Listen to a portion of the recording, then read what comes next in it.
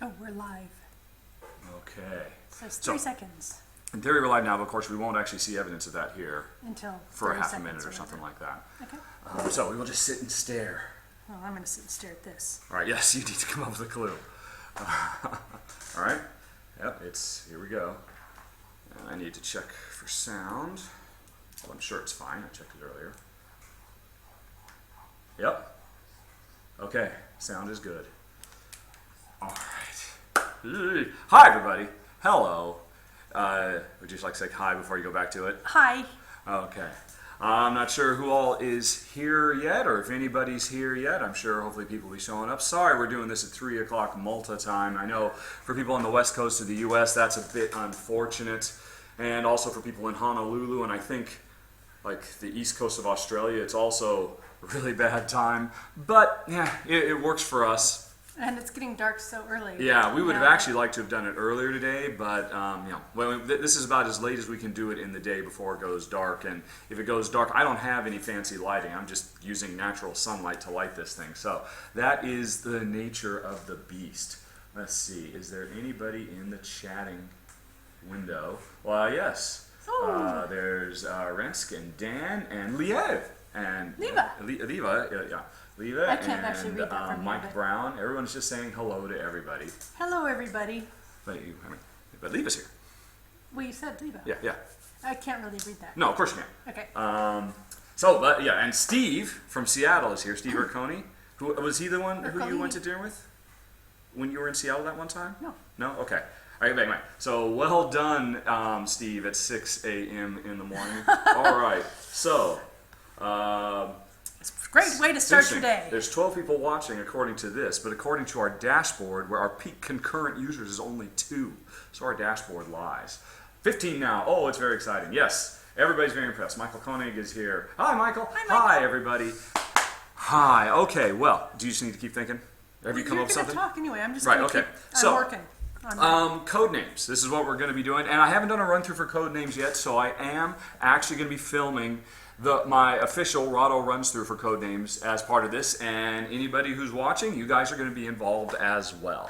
We are going to be playing it co-op today, and what that means is there aren't multiple teams. Normally, if you have 4 or more players, you break up into teams of 2. There's a red team and a blue team, and everybody's competing to be the first to score a certain number of points. But today, we will just be playing cooperative, which means we are all on the same team, and Jen is going to be the spy master. That means she gives clues, and it's my responsibility to figure out what it is she means, but you guys and girls will be helping me do that. And let's see. Some of the viewers, all right. So everybody's with me so far, right? Okay. Of course, I'm talking now, no one will answer me for 30 seconds. And that time delay is going to be a problem. Here's the way it's going to work. As soon as Jen gives her clue, like bagels 2 or whatever, I will type it, which means you guys watching will immediately see that clue.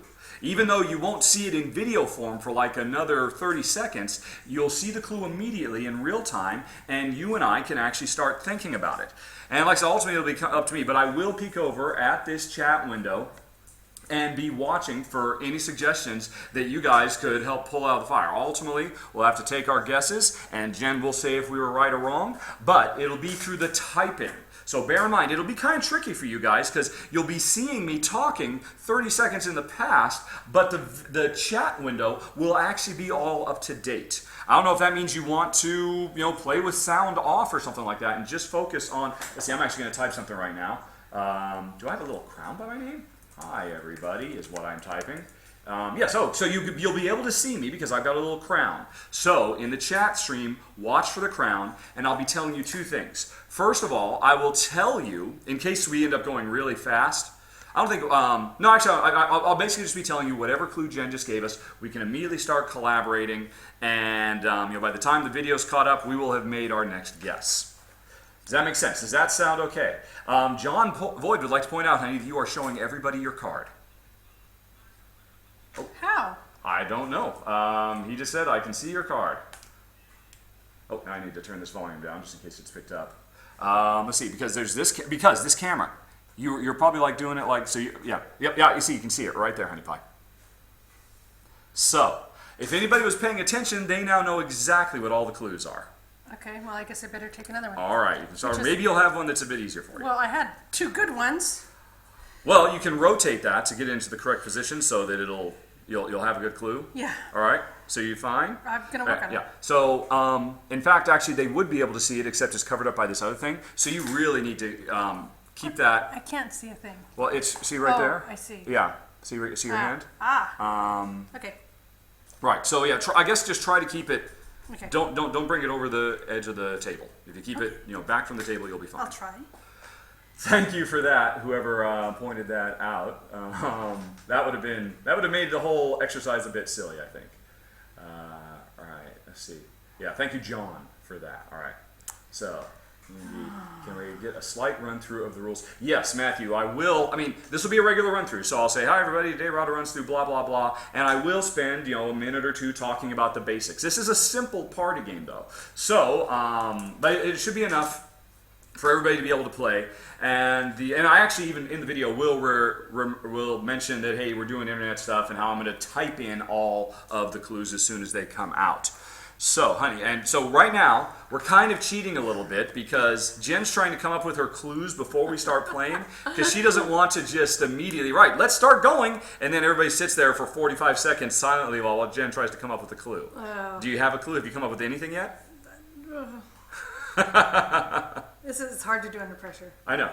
Well, David says, love you both. So, Aww. David is very supportive, honey. Thanks, I'm David. sure everybody here is cool. Everybody understands it's a lot of pressure, especially we're 35 people now watching. Although, yeah. Okay, well, I have one clue. Do you have one clue you're happy with? And Yeah. okay. And it should be really obvious to All everybody. right. Everyone! Okay, so everybody's going to be able to get that clue right off the bat. Yes. All right. Okay, let's see. I need to get the signs. I need to get my mic. All right, here's the signs. Are you going to do a quick rules run through? Yeah. Okay. Just some basics. So you got some more time. I mean, we can start any time. I mean, if you need another half hour, I'll just chat with people if you want. So I've got my mic. You've got your mic. Okay. So actually, another thing, we are filming right now. You guys are watching this with Jen's webcam on her laptop and a little 1080p webcam. I bought a Microsoft LifeCam, but we are also recording with my regular cameras as well. So, and all the cameras are pretty much in the exact same spot. So, what you guys are seeing live, I will be able to re-edit into a full run-through later at higher quality with better sound because we've got our lapel mics and all of that stuff. Right. Let's see. All right. So. Have fun all. Go, Jen, says Steve. You can do it, Jen. Oh. So, all friends here, Jen. Right. Oh, Michael, you're trying to watch. Let's see. Well. Sorry, Michael. There are ways you can watch this in Germany. There's like videos devoted to it, to how to do it. There's plugins you can get for Chrome and Firefox for people who are in Germany. But I don't know. Maybe I need to do a... apparently you can do it just through Google Translate. If you go to Google Translate and then put this web page in, Google Translate will act as a proxy. But, Jen, somebody wants to know where your new bracelet is. Oh, hey, look at that. Yep. She loves it. She wears it all the time. Is that Rensky? That was Renska? the Kip Tandoori. The Kip Tandoori. I don't know, it could be whoever gave you the bracelet. I don't know. It's got to be Renska, because otherwise she wouldn't know about a bracelet, would she? Well, I would assume so. But anyway, so... All right, so you got your clue. We're ready to go? All right. Actually, my mouth is dry. I'm going to go get a drink of water before we go. So you have a little bit more time. Okay. Be right back, everybody. You guys can just stare at me staring at this card. Sorry, what am I? They can stare at me staring at this card. Yeah, it's good. That is exciting live television. Oh, I know. Yeah. I'm afraid I'm not a Jeff Probst. Okay. So one thing, for anybody who's actively involved trying to help me come up with the answer to Jen's clue, I would suggest typing your answer in all caps. That'll help me see it against anything that anybody else is chatting about. So if anybody has final answers, type it in all caps, okay? So we'll see what happens. All right. All right. Okay, so are you ready to go, honey pie? I've still got my first clue. Remember, you can always just go for a single word if you need to. All right, so I think we're all lined up. That camera looks okay. That camera looks okay. That camera looks okay. All right, so I'm just going to start recording with both of these. Where's the button?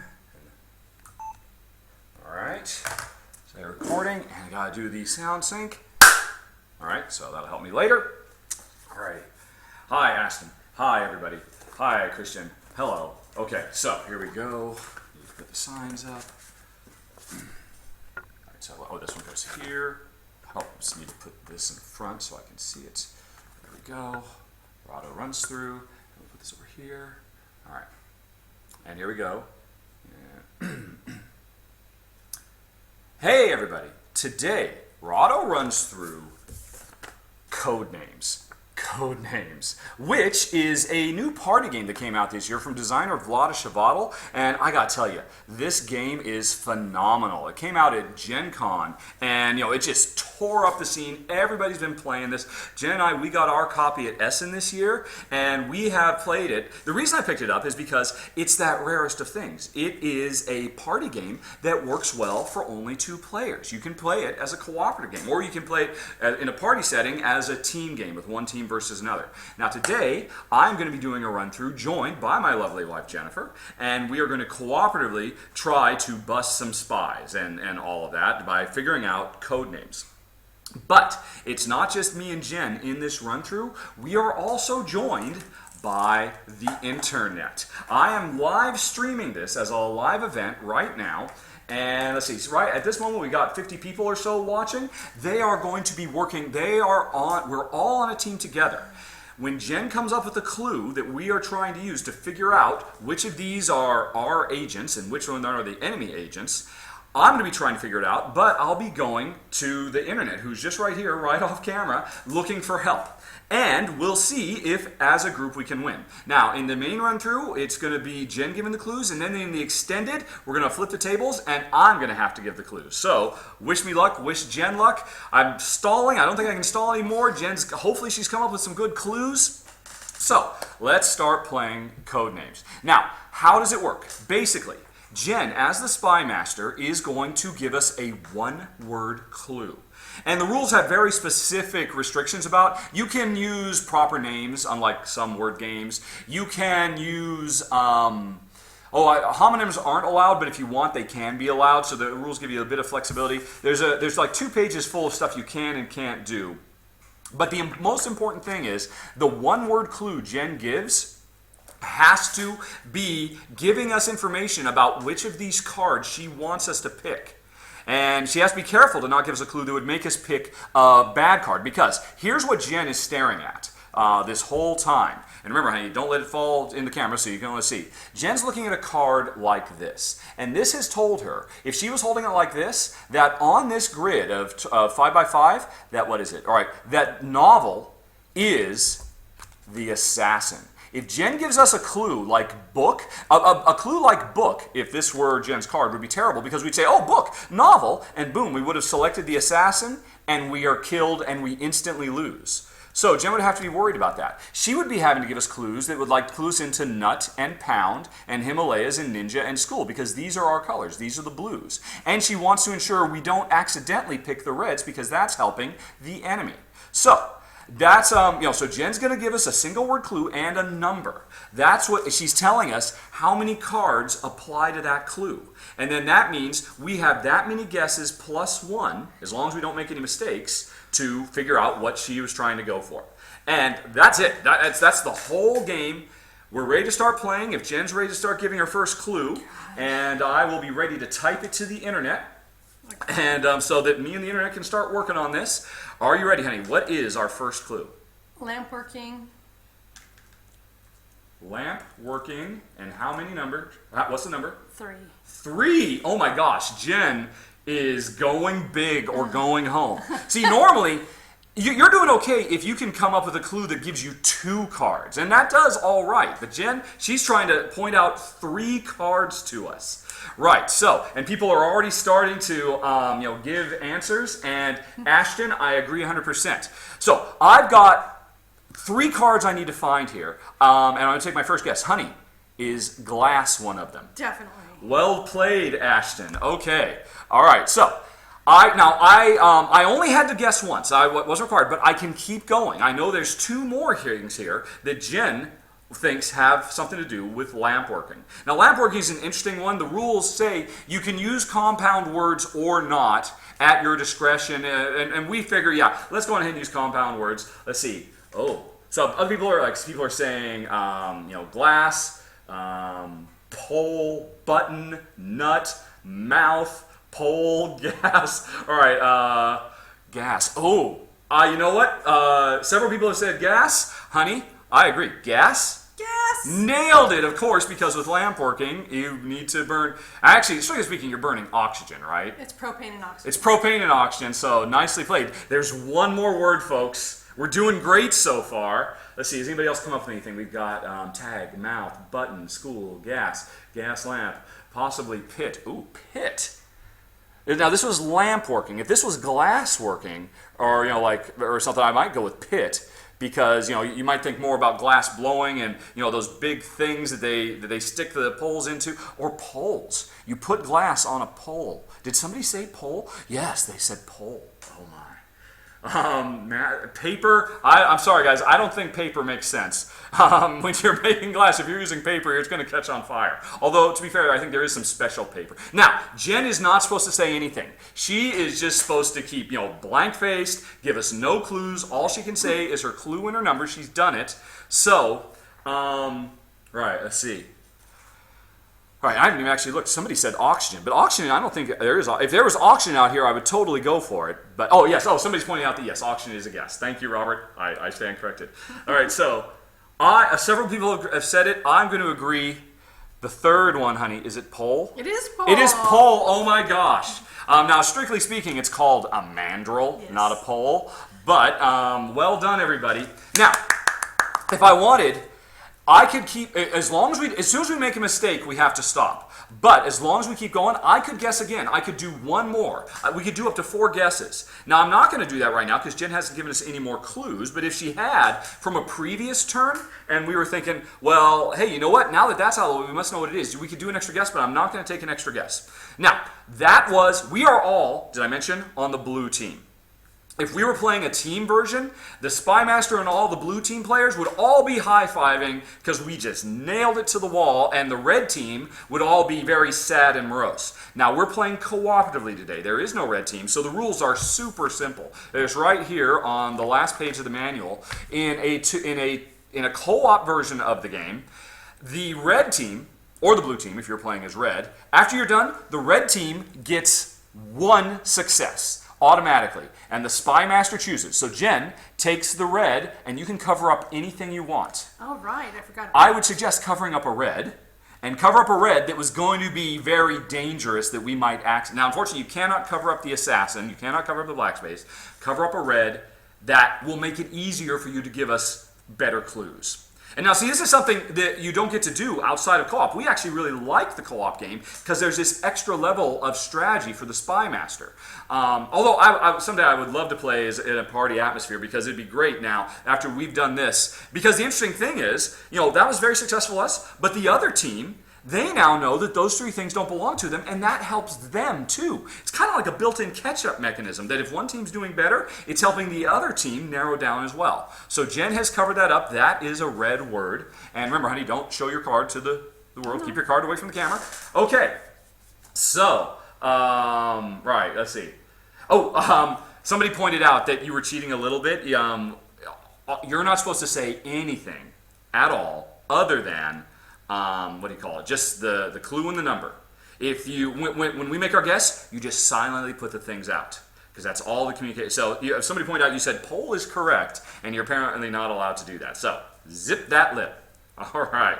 So so blue has gone on. Now red has taken their turn, and red is basically a timer. If we can get all our stuff, red is going to keep on moving forward, and our final score is based on this little chart right here. I don't know which camera to look at. On this little chart right here, how well red did. So the faster we get done, the better we'll do.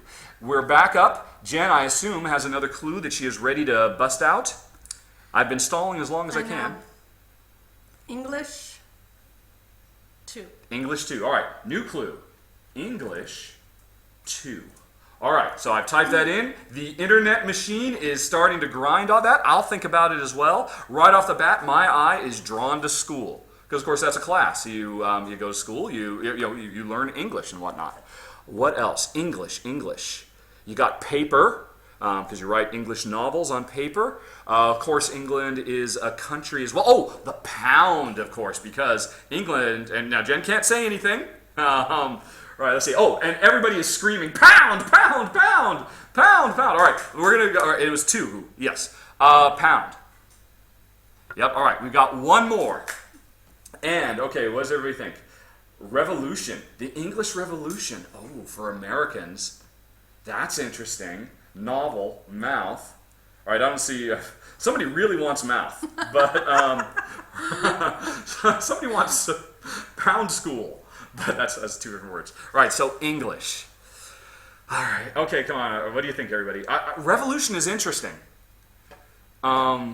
If she said American, I would definitely go with it. I mean, England, of course, had their own revolution. America revolted from England. But I'm really leaning towards school, unless somebody wants to make a... Or is there a novel? Is novel out here? Let's see here. Mouth ground, button. No, novel's not here. Jen can't say anything. Oh, no, there is novel. Oh, my gosh, right. Okay. Okay, everybody. I'm down, I think, to school or novel. Does anybody else have any final things to say?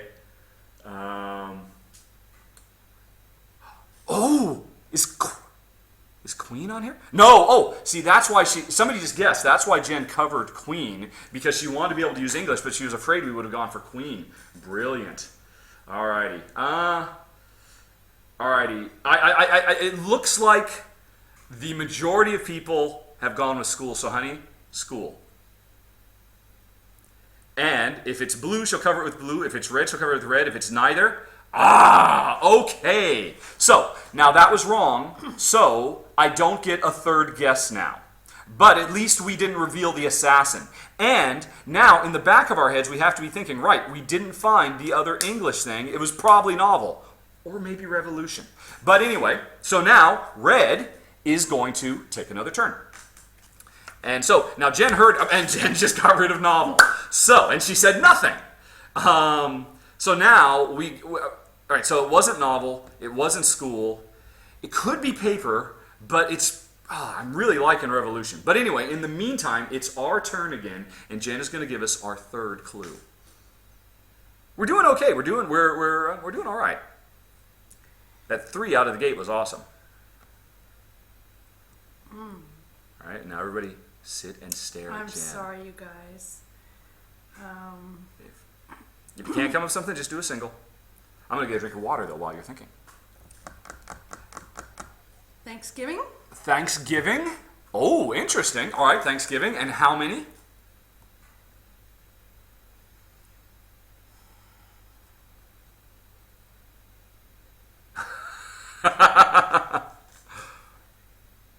Two. Oh my, all right. Thanksgiving 2. Yes, turkey. Everybody's saying, shouting turkey. I agree. Turkey? All right. Something else for Thanksgiving. Plus, we also still have English that we could bump off as well. All right. It's got to be chick, right, everybody? Oh, nut. Turkey. We got turkey, everybody. Oh, everybody's, there's the delay.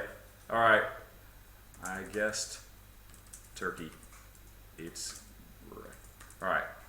So, mouth. Ooh, mouth, of course, because you stuff your gob in Thanksgiving. Your gob stuff. Chick, as in a chicken. But no, it's a chicken. It's not a turkey. We already did the turkey. You don't have chicken on Thanksgiving. No, that's crazy. Pan. You do put the turkey in a pan. Wow. All right. What else do we got? Water, tag, mouth, ground, button, paper. Ninja. It must be ninja. No. Revolution? No. I mean, we're not really. Thanksgiving has nothing to do with the American Revolution. Not really. Pit? No. See, I think the best anybody's come up with so far is mouth. Mouth or pan. You're right. I think it has to be mouth or pan. Let's see. A lot of people are shouting pan. Oh, but it could be mouth. you stuff your mouth, you cook in a pan. It's got to be one of those two. Now, I don't have to guess for that, though. If we're confident that I know what the other English is now, I could go for that and then come back to mouth and pan. And see, and we've ruled out, right, what was the other English thing? It wasn't what we wanted. And, there was paper, and Jen covered something up. She wasn't, I don't think you're supposed to do that. But, let's see. So, English is either revolution or paper, surely. Neither of those have anything to do with Thanksgiving, though. Let's see. You put turkey in an oven? Yeah, there's no oven on here. No, there's not. All right. Nut, as in a chestnut stuffing. I think that pan does both. How does pan do English? I'm just, obviously the majority of our cooperative team here is silent, so I'm trying to give them, right. Okay. All right. I've seen, watching this spread, I've seen people shout pan more than anything else. So, honey, our second guess is pan. And that was wrong, folks. She's taking... Oh, no! Oh, no! Who said pan? Who said pan? Come on, people. You're killing us here. All right. Pan. Pan was wrong. Rawr. Okay. Because, of course, the internet's on a 30-second delay, so I just have to let them know. All right.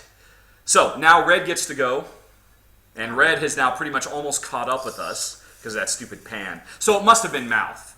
So, mouth is a goer. Paper must be a goer for English. Unless Jen went with chicken. But she knows that you don't eat chicken on Thanksgiving. Somebody is frowning and insists it was nut. All right, so Jen is covering up paper just to rule paper out of the English equation. All right. Wait, why did you do that? Oh, it's red. It's red. Yeah, you're covering up for red. I thought I just got to do one. No, you have to cover up for red. Okay. So you have just told us that paper is a neutral. Is that correct? Effectively? I don't know how to recover from that. That is a lot of information that you just gave us by totally cheating. We can't just swap it with another because this is still the same. I know, I can swap it with something that is actually red. Then you would know. Then what? Then we'll know you swapped to something that's red. I mean, I think this is unrecoverable. I think this game is now over. There is literally nothing we can do at this point. I don't know. Let's see if somebody has an idea for how we can cover from this because you have given away the game. Because we now know paper is neutral. We know, whatever you put, there's just nothing we can do. You could go on ahead and just randomly put it with something completely outside of your control. I guess that makes sense. All right, so we'll just, to recover from this, we will just take every card from the bottom and we will just shuffle them up. And the one thing is we know that paper will not go into that spot.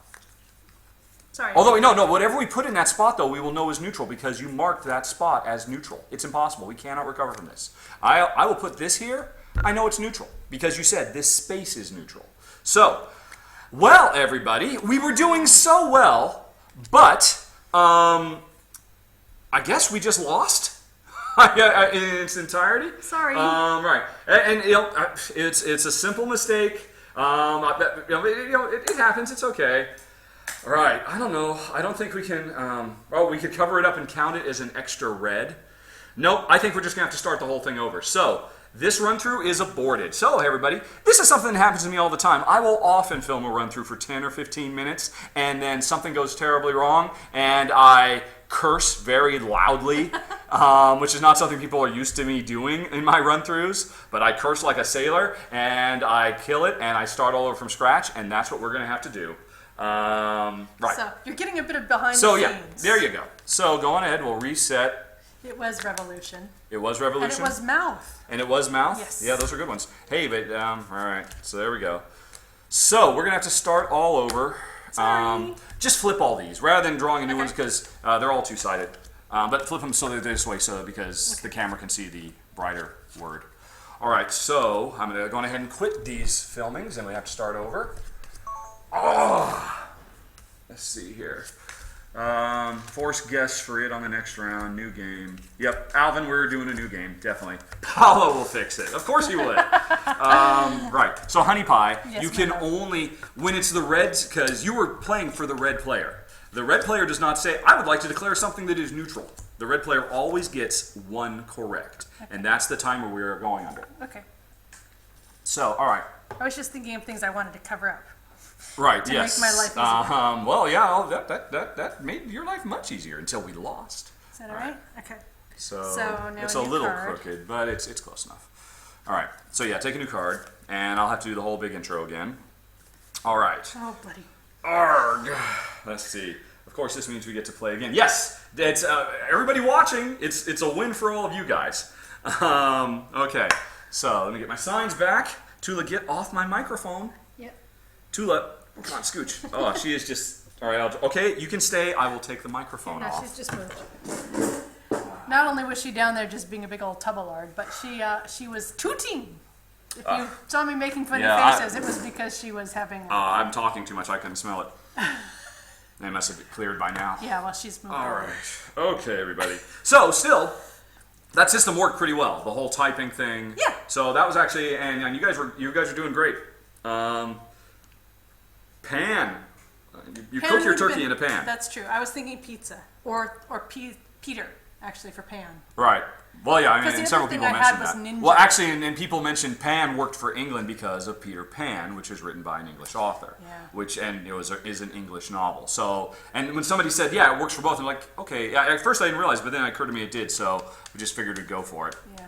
Well, the other thing I had was ninja.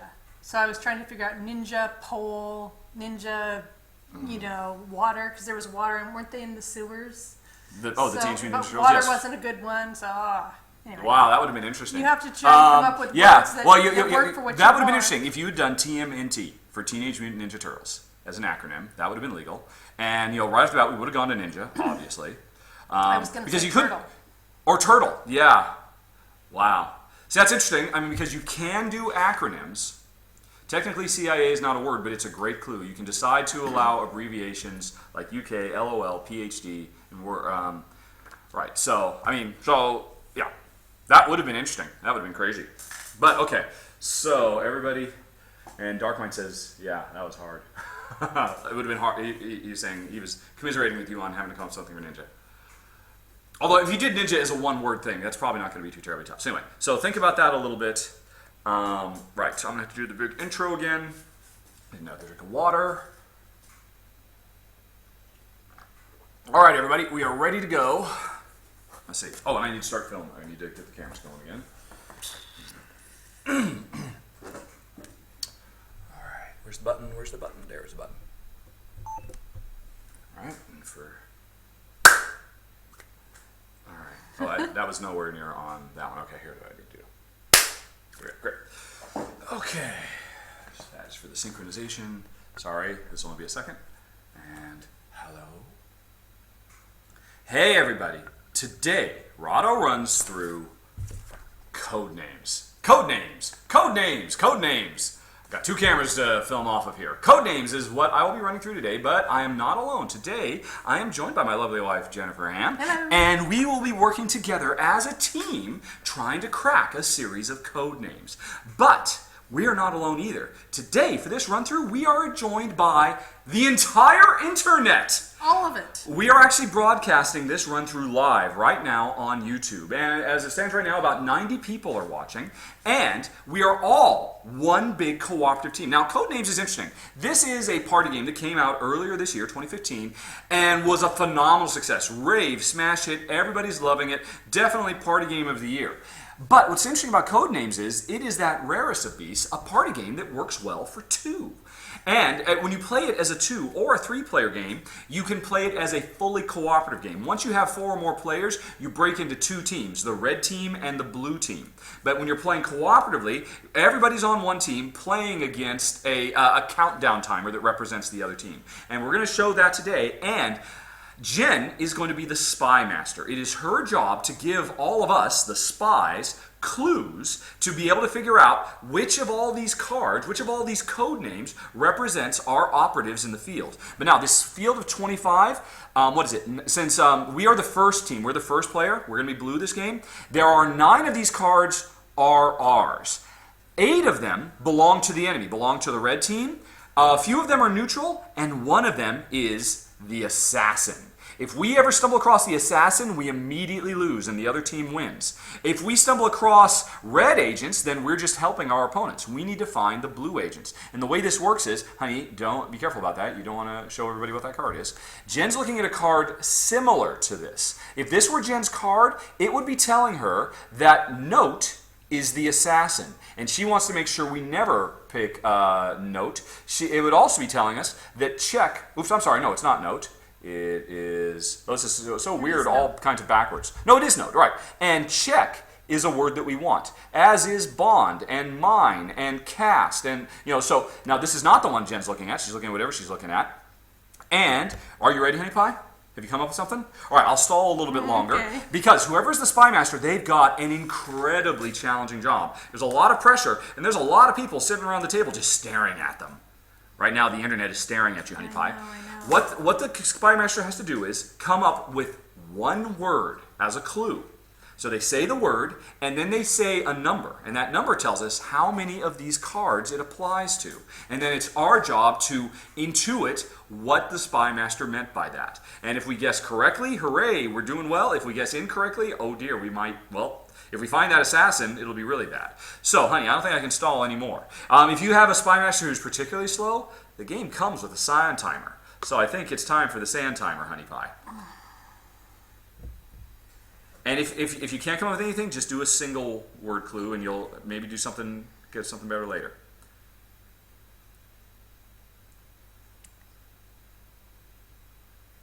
This is riveting television, honey.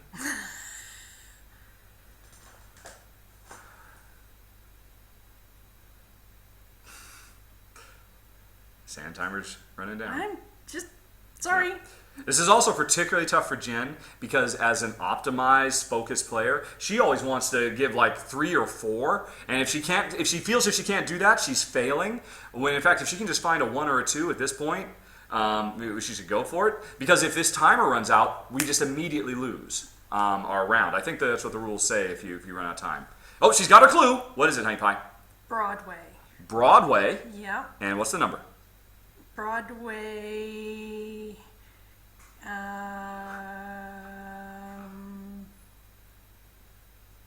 2. Broadway 2. Okay. Broadway 2. I'm just typing in the number for the folks on the internet. Okay, Broadway 2. We got to find 2 cards that have something to do with Broadway. And it obviously has the meaning for the, for theater and stuff like that. It could mean other stuff as well. Now, Jen cannot say anything more. She is a statue. She just goes back to thinking about future clues. And we need to come up with Broadway. First thing I look at is I think of soft shoe, but I don't even think Jen knows about that. So that's probably unlikely. Film, that's a bit of a stretch. What are people saying? Oh, cast. Boom. All right, okay, honey. Totally nailed it. Several people suggested cast. Nailed it! So, we have one more word to find here. Let's see. All right, and let's see. Oh, wait, is there tap? Is tap out here? Somebody suggested, oh my gosh, tap, as in tap dancing. Is there sound? All right. There's sound. Wow. There's actually, if Jen had gone for 3, we would have gone for sound and tap, definitely. But since she went 2, it's probably sound or tap. Let's see, a lot of people are saying film. I don't know why people are saying Apple. What does Apple have to do with Broadway? Explain yourself, Apple fans. Let's see here. Oh. Let's see, I should look at this a little bit more too. It shouldn't rely on everybody staring. Fly, check, oil, cook, mine, bear, share, bond, film. Yeah, I think sound, tap. I think it is sound, tap, or film. And here's the thing. Oh, Big Apple, the Big Apple. Broadway is in New York, which is the Big Apple. My gosh, that is brilliant. Oh, and Jen, of course, has to just keep a stony face. Wow, that is really good. Apple, as in Broadway. And so now I just have to kind of get into Jen's head. Did she mean that? Now remember, she really struggled to come up with this clue. I mean, really struggled hard. And I mean, Apple, that is so good. I mean, that seems like something, you'd come up with immediately and then you'd want to make go. As opposed to like in your deepest, darkest hour of trying to come up with the clue. But, I like that. It is so good. Broadway's, of course, in New York. New York is the Big Apple. Either that or tap dancing or sound for theater. Honey, right. Oh, and everybody's very impressed by your poker face. Right. Oh, Chantal Norderloos has gotten on. Jen says she can't say anything, but she says hi. We should get up and get... Anyway, we love the... All right. So, I love Apple. I don't think it would have occurred to her. I really don't. I think, in all honesty, even though it's wrong, I'm going to go with film. Because I'm just... That's my guess. Is it that... because Jen was desperate. She was reaching around for anything. Honey, film.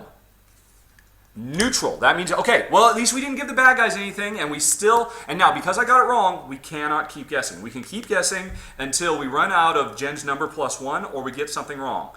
So, that's it. Now, the other team gets to play a turn. And normally, there would be another spy master, there'd be a whole other team, they would go through this whole process while we would still be talking amongst ourselves and would be listening too. But in a co-op game, the spy master chooses something for red. So Jen can cover something up with a red card now. And of course, she could cover up something that we would have been confused. What did you cover up? Jen just covered up server. She covered up server. That does not help us at all with the Broadway clue. So she assumes we're just going to figure it out. But Jen has covered up server. All right. And so I assume that means you're ready for our second round, the second clue. Beer. Beer. 2. Beer 2. Beer 2. All right. And she covered up server. I can only think she covered up server because, well, no, I can't even understand why she'd cover up server. But beer 2. All right. Okay. I'm just going to trust people. There is bar. All right. And people are shouting. Tap. All right. And that also took out one of our Broadway things as well. So now we're down to Apple or Sound. I think they're the other Broadway ones. And in fact... I can take, Jen gave us 2, I could take another guess now and try to wrap up the other one. You said 2. That means I can do, yes. You gave us a clue and you gave us a number 2. That meant we can make 3 guesses. It's always your number +1. So, I'm going to take a stab. We're going to come back around that theater and, honey, was it Apple? Oh, people! I told you it wouldn't be Apple! Oh, all right, shoot. Now, if she covered up Apple, then we wouldn't have gone for it. But we're doing great. We're doing fine. So now, blue team is, and we're only 1 ahead of red. That's not very good. This was a misguess, though. So don't I have to put another red down? Yes, it is now red's turn, so you have to put a red down. And red has caught up with us. We are not doing very well, folks. Right. Let's see here. Oh, people are saying it was tap, that you were trying to do 2 in 1. That the tap was for Broadway and the tap was for the other. And but that was a dangerous thing. She gave us that extra clue, but honestly, she forgot I had that extra clue coming. So, honey, you still have to cover something up for red, and then you got to give us another clue. While I get a drink of water. All right. This is actually our second playthrough. We did another run through earlier, and it kind of blew up in our face a little bit. But we were doing so well that time. But don't worry, folks. We'll turn it around. We will beat that red team yet. Let's see. People are still saying it's sound, but I think Broadway is off the table. I think tap. Jen was trying to do 2 for 1 with tap. So you got a clue? Alrighty. The countdown begins. Oh, you're still trying to figure out what to cover up for red? Yeah. Okay, so you got to cover up something for red and give us a clue. All right, we'll still keep the countdown going. All right, let's see what other people are saying. If tap was the clue for Broadway, we maybe missed one for beer. No, I would be willing to bet that she meant tap for Broadway and beer because she forgot that I was able to take an extra. Because she was kind of shocked. She was like, no, don't do it, because she didn't want us to take another guess. So I am certain Broadway is done. I am 100% positive of that. I say to everybody on the internet right there. Here's our representation of the internet, by the way. Right. Let's see here. And Jen's still figuring out what to cover up for the red team and then give a clue. And the sand timer is half done. It's a bad idea to make the spy master an overthinker. Right, so Jen just covered up sock. All right. And so now it's time for a new clue. Some Blue's Clues, please. Okay. So when does that restart? All right, we'll restart it now. Well, So you was haven't it all the way down? You don't already have a clue? Oh. Alrighty. So she covered up foot. Right, or so no, she covered up sock. Red covered sock. Clue incoming. Just go for a single if you got to.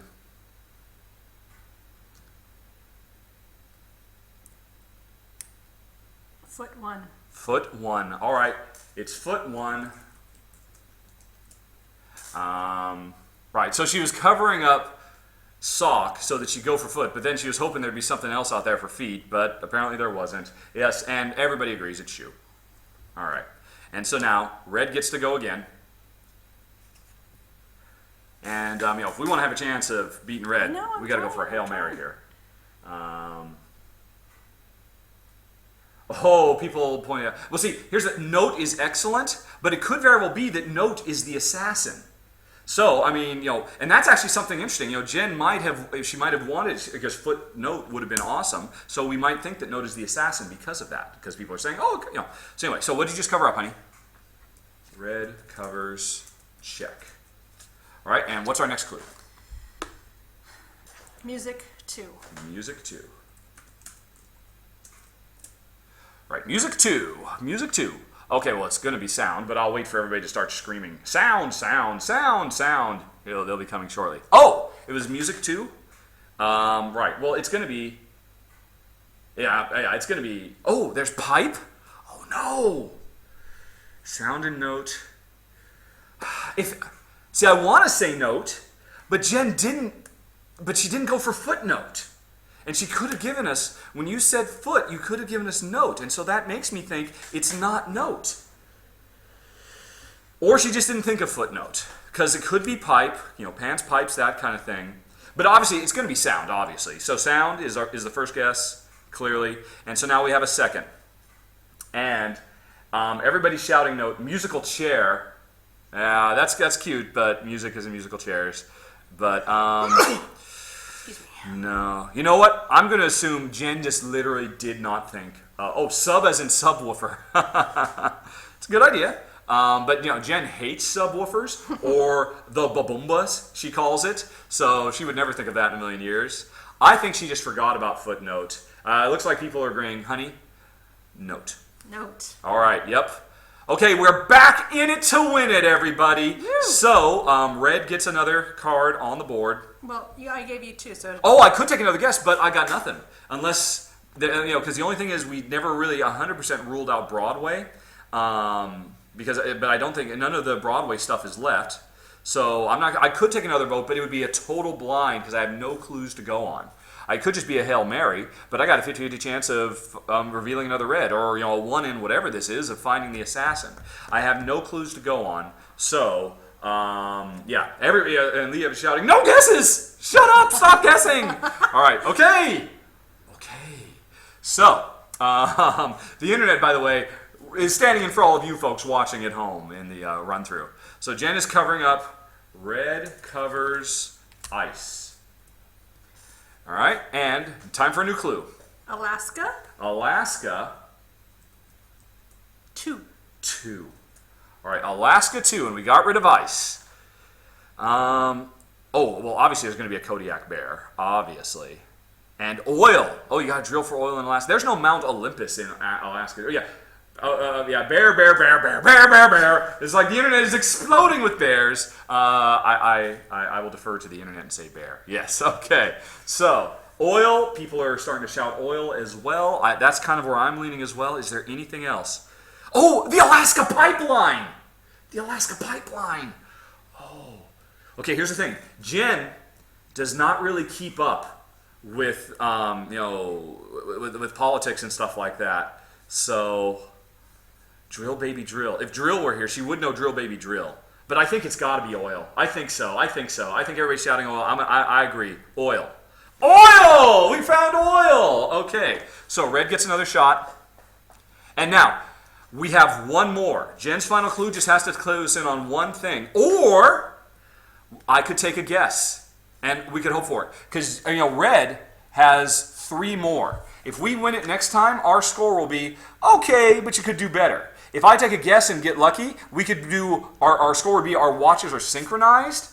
So I could do that, but I'm not going to take a guess. I'm going to stop. I'm sure they have a saying, stop! Whoa, whoa, whoa! Oh, no, they're saying woo, as in woohoo, as in we did it.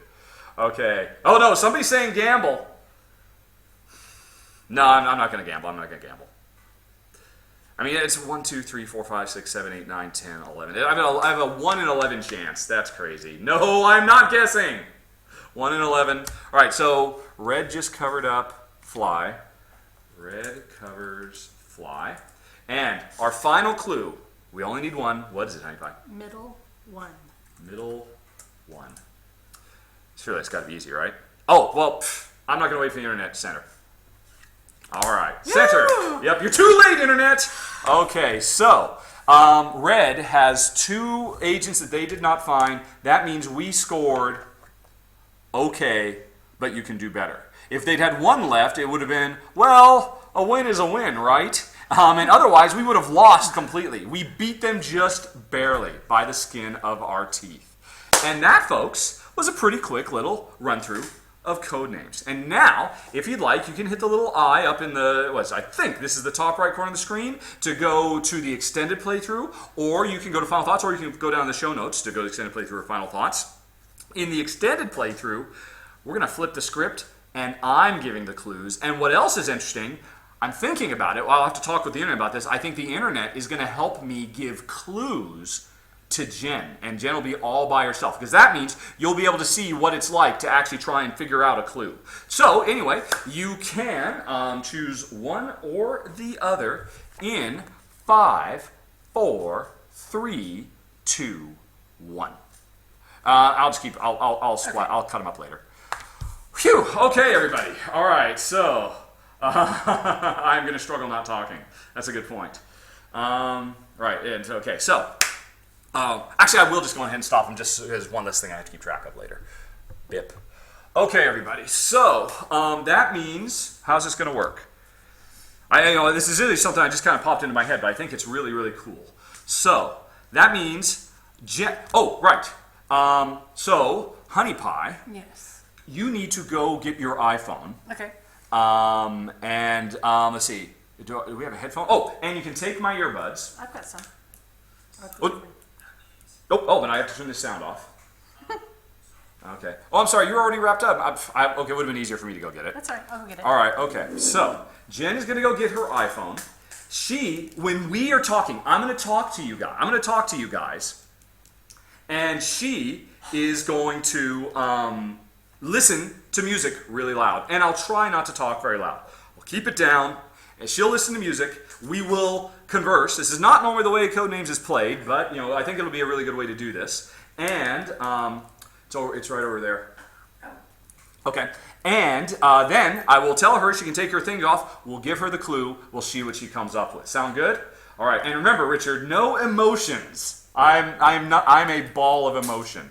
I am a ridiculous bundle of emotion. But yes, I will play it cool. I used to act in high school. No problem.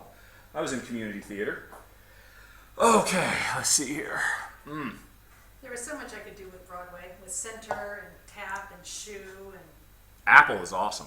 I didn't even think of it. I know. I was right to think you wouldn't have thought of it. Well, but you didn't think of it either. No, I didn't know. I mean, and even somebody said it. It was a brilliant idea. This game is really brilliant.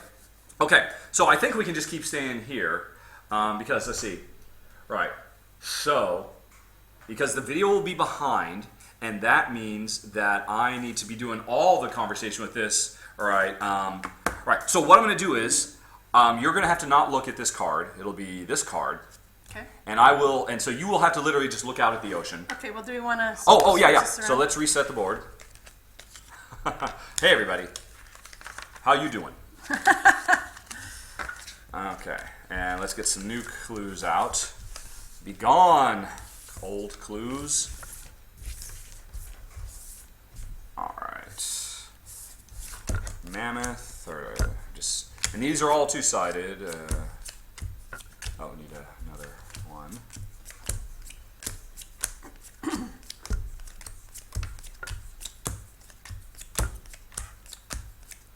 so that is sloppy as all get out. You help me arrange it so it looks good on the camera. All right, that looks like it's about lined up. Oh, back here. All right, so there we go. So that's our opening line that we just make everything line up to. And apparently I missed a few. Male and pirate. Oh, yeah, that'll do in a pinch. Okay. So. Okay, so you want me to... Right. So, yeah, you just have to be ready to listen to music so I can talk. I'll try to talk quietly. All right. I'll probably show how we suck at giving clues. Work for Jen. That's a good point. But, you know, I mean, in a party, of course, you're having to give... we ought to come up with universal clues. That's basically what it is. Poor Jen is going to be all alone. I think people are taking bets. I just see 15 euros. Oh, people want to know, what are you going to listen to? She's listening to Pandora, which we use a proxy thing, so we can use Pandora in Malta. Yeah. Which channel, honey? Is it your... Rhythm of Love. It's her Rhythm of Love channel. How loud is that? Go ahead, let's give it a try. So, all right, and is it playing? Is it playing? Is it playing? Yeah. Okay, and you couldn't hear me actually saying it was playing? Well, I could see you talking. But you couldn't hear me? I was actually talking at a rate... Oh, put it back in. Just, yeah. Can you hear me talking? Can you hear me talking? Can you understand what I'm saying? I can hear you if I really concentrate on it. You don't have to take it out. You can keep it in. If I don't take it out, all I'm hearing is the music. All right, no, put it back in. I will talk louder to ensure that we can carry on this conversation. Okay. All right, because I need to... Okay, so... All right, so just...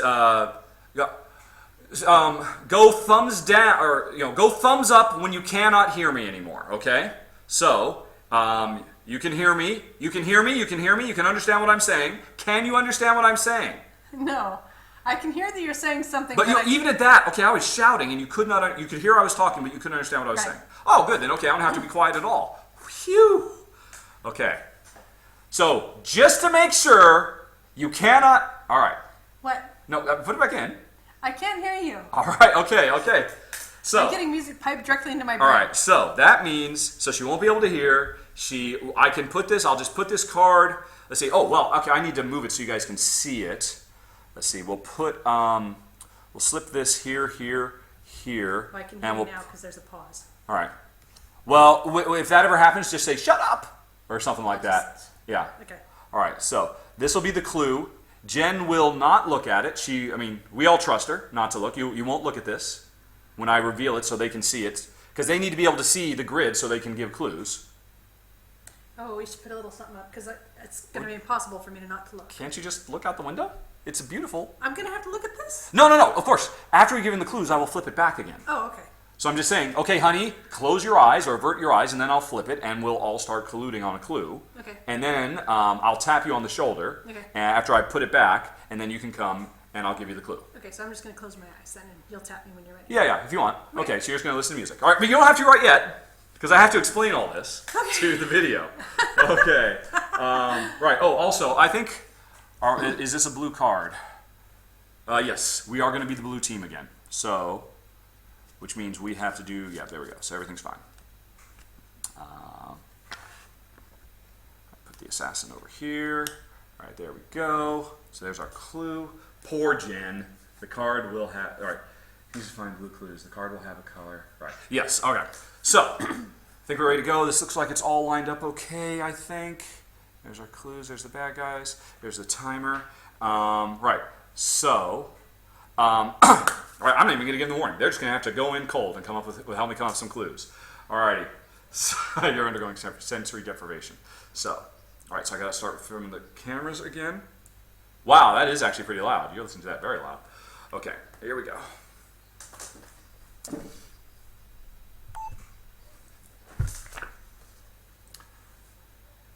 Hey everybody, welcome back to Codenames, and now begins the grand experiment where the internet and I collude to try to give Jen a clue. Now here's the way this is going to work. Jen has Pandora playing right now, and she has it playing very loud, much louder than she is used to.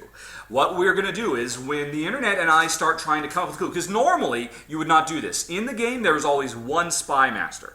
But to give you guys at home an idea of what it's like to be the spy master, I'm going to be having to verbalize all this stuff, and I'm going to be working with other people. Actually, I think this is actually a fairly cool variant that spy masters could talk amongst themselves and try to come up with something. I don't see why that wouldn't work. This is a Rahdo variant. Multiple spy masters. In this case, me and 106 of my best friends are going to be the Uber spy master. And so, when we start, Jen will put her headphones in, she'll shut her eyes, we all trust her, and then I will reveal what our target is. I'll flip that, I'll keep it flipped up, and I'll start talking with the internet people. We'll come up with a clue, and then I'll flip it back to hide it. I'll tap Jen on the shoulder so she knows to open her eyes. We'll give her the clue, and we'll see what she comes up with. So crazy it just might work. Fingers crossed. Are you ready, Honey Pie? Yes. Are you ready, Internet? Okay. All right. Of course, they're 30 seconds behind. I don't know if they're ready or not. But anyway, go on ahead and enter the century. What movie was that with William Hurt? It doesn't matter. Right. Okay. So you're playing. You cannot hear me. Okay. All right. So you do not understand what I'm saying, correct? I can literally hear the music coming out of her ears. So close your eyes. All right, here we go. Enjoy the music. And here it is. Now, what this is telling us is that Snowman is the assassin. You can see it's right there in the center. This will kill us if she ever chooses that. We need, let's see, these two, this one and this one, and this one, and this one, and this one, and these two. So, that's what we've got. You can tell we're the blue team because there's a blue outline. That means we've got 9 of these are ours and 8 belong to the player. And altered states. Right. So now, all right, and I can't tell her. Right. So what do I got? I got glove and comic and suit. All right. So right off the bat, we got clothes with glove and suit. Do we have any other clothes? Alps, alien, capital, crane, copper, wave, and comic. Right. So right off the bat, yep, everybody's going suit and glove. Okay. I believe everybody's agreed. Ooh. Okay, the internet agrees that is, let's see, there comes something else. Wet is wave and suit. Yeah, but I mean, that all right. Can anybody think of a third one for clothes? Because that would be awesome if we could get clothes 3. But, yeah, I don't think so. So, we're just going to go with that. I will, oh, do we have fabric? Fabric's not here, is it? All right, this is upside down for you guys. Yep, okay, so that's what we're going with. We'll flip it back over. Poke, poke, poke. Okay, Honey Pie. Your clue is clothes 2. Clothes. Clothes 2. I could spell it. Oh, I'm not supposed to be talking. Clothes 2. Okay. See, I'm not supposed to say anything. I'm not supposed to give any He's just indication. supposed to I'm look not at supposed me. to look at anything. I'm just supposed to stare at her very intently. Clothes 2. I'm going to go with suit and glove. Suit. You're supposed to do them one at a time. Suit. But that's okay. Suit is correct. I need to double check this because I've actually already forgotten. Yep. So suit was correct. You have, what was your second guess, Honey Pie? Glove. Glove is also nailed it. So, I know what clothes are. you do know what clothes are. So, now you could take a third guess if you wanted, but it would just be totally in the dark. So, are you going to continue guessing? No. Okay, then you're going to stop. Headphones, please. Okay. All right. And as soon as you shut your eyes, we will flip this back over. Master is giving Dobby socks. All right, so there we go. Jen's back to listening to her tunes. All right. And good job, everybody. So now, we got to come up with a new clue, everybody. Get to work. I will think out loud for my... All right, now, I totally forgot what they were. So, comic, wave, copper, crane and copper and alien and Alps. Alien and Alps. Copper and crane, Alps, alien. Heidi, wave and kangaroo is Australia? Ooh. We don't have kangaroo. Where are you getting kangaroo? Kangaroo is a blank. Kangaroo does not help us. Just to make it a little bit easier for you guys to see at home, it's this one, this one, this one. Of course, you would never be able to do this, but Jen's not going to be looking for it. Right. So it's all those ones I've kind of tilted a little bit. So, Alps and copper, mineral 2, because you get minerals in the Alps. Wow. You cannot do an individual letter as a clue. Somebody's asking, you can't do an individual letter as a clue unless it's like part of the description. So like you could give X for X-ray. Right. So apparently Alex did a good one, somebody says. Let me scroll back up here to see what Alex said. Alex said, Alex. Oh, cursed YouTube. Alex, Paris, Alps. Stop. And, so don't look, honey. Don't look. I'm just waiting for the next Her song. music stopped. She's having to wait for the next song to start. Do you want? Oh. Is it okay? All right. So what was that? That was actually good. That Paris thing. Paris, Alps and capital. Alps and capital. Europe's neutral. Yeah, she would go for Europe. She wouldn't go for Paris. All right. Red is missing. Alps and capital. Capital. Because I've forgotten. All right. So it's copper, capital. Paris is a capital. Paris. No. I don't think she would make the connection between the Alps and Paris. All right, London. All right. Oh, yeah. Bern, capital. We don't have Bern. All right. Everybody, please give your clues in all caps. That would help me read, because I'm just getting this big jump of ideas here. And, of course, everybody should be thinking of their own clues and shouting them at the screen. Not that it helps. We already forgot the red card. What's the red card? Huh? All right. Right, it's these and this and this and this and these and those. Right, so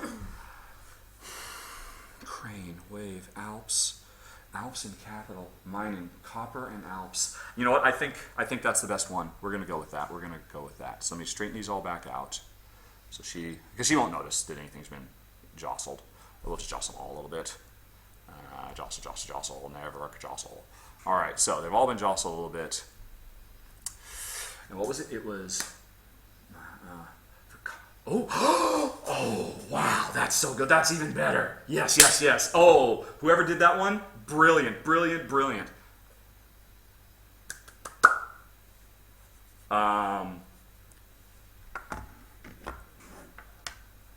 Whoops, don't look. I forgot to flip this back over. I'll just kind of take it over here like this. All right. What? Really? Oh. By the way, honey, we've been forgetting to make a turn for the red. Oh, you did? Oh, right. So I had to do, okay, we haven't given you a clue yet. Thanks, everybody. I was so wrapped up, I forgot to cover up something for red. What should I cover for red? Everybody, really quick. Cover red. What should I cover? All right. Oh, well, I need to know what red is. So, right. I will just go on ahead and cover. All right, so that's that. I will cover. Yes, no one's suggesting what I should cover for red. I'm not even going to think about it. I'm just going to cover that. All right. So, honey, red just covered ambulance. Okay. So, and now. Okay. Yes, I've done it. All right. Superman 2. Superman 2.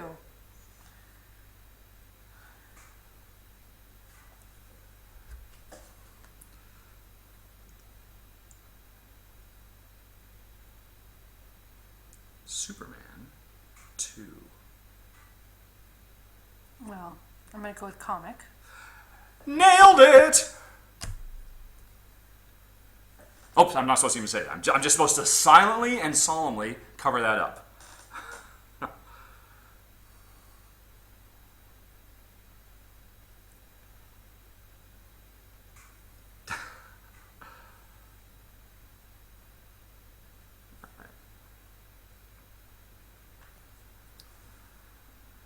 That clue again. Yeah, Superman Okay. 2. The sand timer can be used both for the clue giver and the clue receiver. I'm going to go with alien. Nailed it! Oh, I'm sorry. Oh, again. Just very calmly say correct. Wasn't that cool? That was, I forget who came up with it, but that was an awesome really one. good. That was really, really good. All right, so. Actually, I thought at the first, when you said 2, I was thinking, was he talking about the movie? Like Superman 2, the movie? And am I supposed to remember which one that was with which plot? And is there something? Yep. So, and I almost went with jet, but it's faster than a speeding locomotive. I'm not allowed to say anything in response to your observations. Well, I'm just mentioning that I had to do the little thing, you know. Back to your altered states. Okay. All right.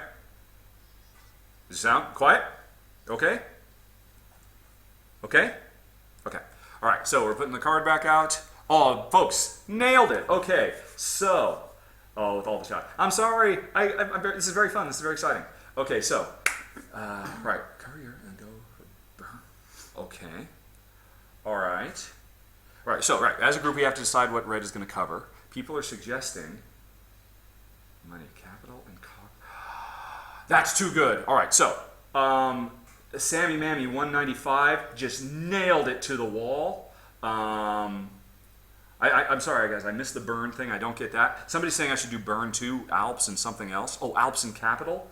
But I don't know that Jen knows. All right, so I'm going to cover. We're going to cover Europe, and we're going to go. Oh, what was it, Sammy? It was capital, right? All right. Wait. Hold on. Wasn't it capital? Yeah, it was capital and copper for building 3. Capital, crane, copper. Capital, crane, copper. Cover Shakespeare. I'm just going to stick with the one that I'm sure Jim will nail this. That was too good. So, okay. Oh, we got to flip this back over. And, all right. Oh, yes. Right. No, it's fine. It's fine. We are covering Europe. And the clue is money 2. Money. Money 2. What? What? Oh.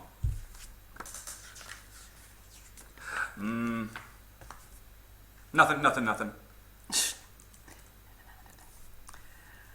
Well, I can see 3 things actually, but I'm going to go with copper. For money, your first one is copper, you said? Correct. And I'm going to go for plastic.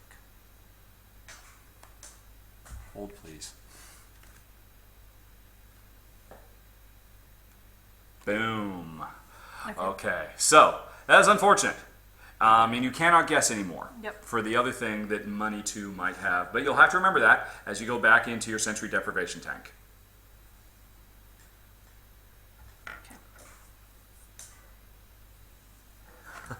Don't worry, folks. I make goofs in all my videos. It's okay. It's okay. I don't know why I'm looking at the camera. I should look there. So are you silent again? All right. So folks, here's the problem that we just made. They covered Europe. Red could not cover Europe because Europe was not a red. So that was cheating. But just to keep the game going, I mean, Paula will put a notation. I mean, it wouldn't be a Rahdo run-through without a goof, right? And now everybody watching understands how hard it is to do this. It's so easy to make goofs when you're filming. All right, calm it down. So I think what we're going to do is we will take a punishment for this. Red will have to cover 2 as a punishment for breaking the rules. So as a punishment, what 2 should red cover? Let's see. I'm sorry, the last intro for that, not this time. Yeah, I'm not restarting this time because this one's going really well. Right, so geography 2 is wave, Alp. Oh, geography. Wave and Alps, maybe capital. Zurich 2. Zurich is capital. See, now, I don't want to duplicate capital. I'd rather do something that's not capital related because she should be able to remember that that's money. And if we give her something else that's capital, then she'll never be sure what the money thing was. So do we have something that doesn't use capital so that Jen can find that with money? Hamlet 2. Why Hamlet? Right. Right. Actually, hold on a second. I am going to make this a little bit easier for me. Be right back, everybody. Sorry for the people watching this run through. Where are these things? There they are.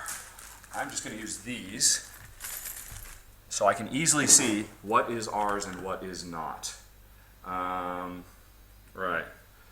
So we are blue. I'm choosing these green things. So what are ours? Right. So that.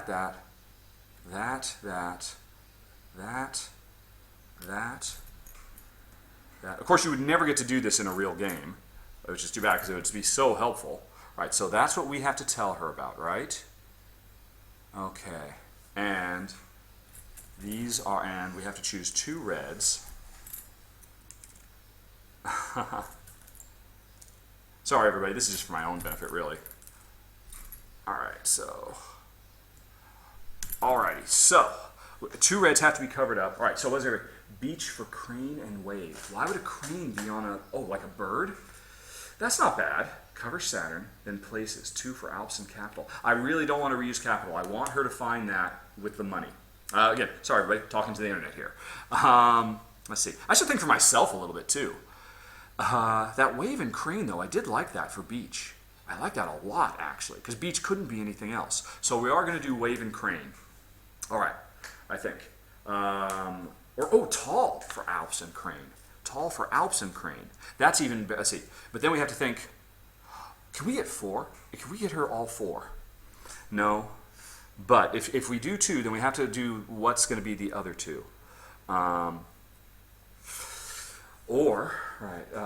works, yes. You know, I do think, I'm thinking I'm agreeing with that. I like that tall, because Alps is going to be tough to get. Tall is a crane and Alps, and then can we get wave and capital together for the next round?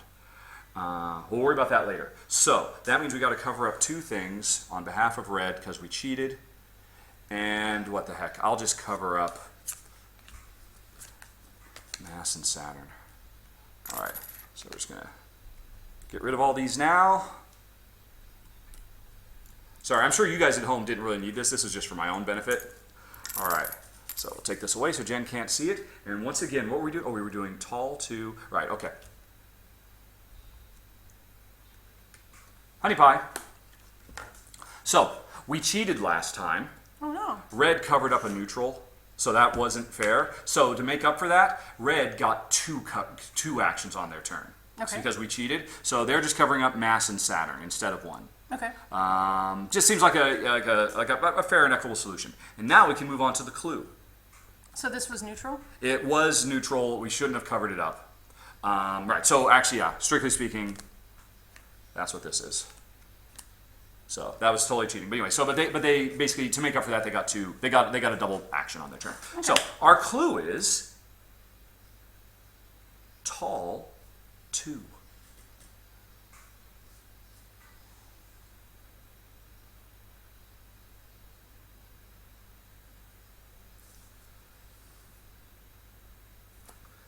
Thirsty. Well, I'm going to go with Alps. See how I did that correctly? I didn't talk at all.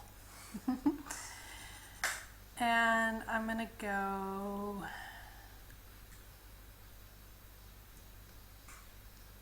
with jet. With, I'm sorry? Jet? A tall jet, you're saying? Well, it's high in altitude. Oops, I've gotten this wrong. Oh dear, I've messed up my card. Oh dear, I've really messed things up. Oh, here we go. It was a good idea, but... Alright. And now you cannot guess anymore because you got one wrong. Okay. That was, yeah. Alrighty, so, go back into the tank. And that was unfortunate. We were totally going to nail this. So, now you've got 2 hanging clues. You never figured out money, and you never figured out tall. Don't give me the refresher. I know what they are. Oh, no, it was really just more for... I can't help myself. When I'm doing a run-through, I always have to articulate everything. Okay, so, anyway. So, that was unfortunate, everybody. Just a second. That one had a bunch of drums in it. All right. Skipping to the next song. Okay. Good? Okay. So, we're back, everybody. That was unfortunate. And what are we trying to do here? Once again, just for my own benefit, I'm just going to... All right, so there's that one, and that one, and that one. So, greens, DT, DT, D, D, D, D, D. Right, okay. So, there's only 3. Sea or beach 2. We need something that brings all these together. Well, no. Okay, crane and wave. It has to be sea. There's waves, and there are birds, and then hopefully she will remember money. Tokyo, Capital, Wave, and Crane. I don't get... Stony997 suggests Tokyo 3, Capital, Wave, Crane. I think beach. I'm agreeing with beach. All right, so... Right, and so if we're going to get beach, what should we cover up so she won't accidentally choose it? What would she think of as being on a beach? A fan, because, yeah, somebody suggested fan, I agree. So they're going to cover this up. Boppity boppity bop. Diddy bop. Okay, so we got to cover this back up. All right. Honey pie. You're driving me crazy. I'm in love, but I'm lazy. So won't you please come home? Red says fan, baby. Okay. And we're hoping the final clue. Yes. Beach 2. Beach.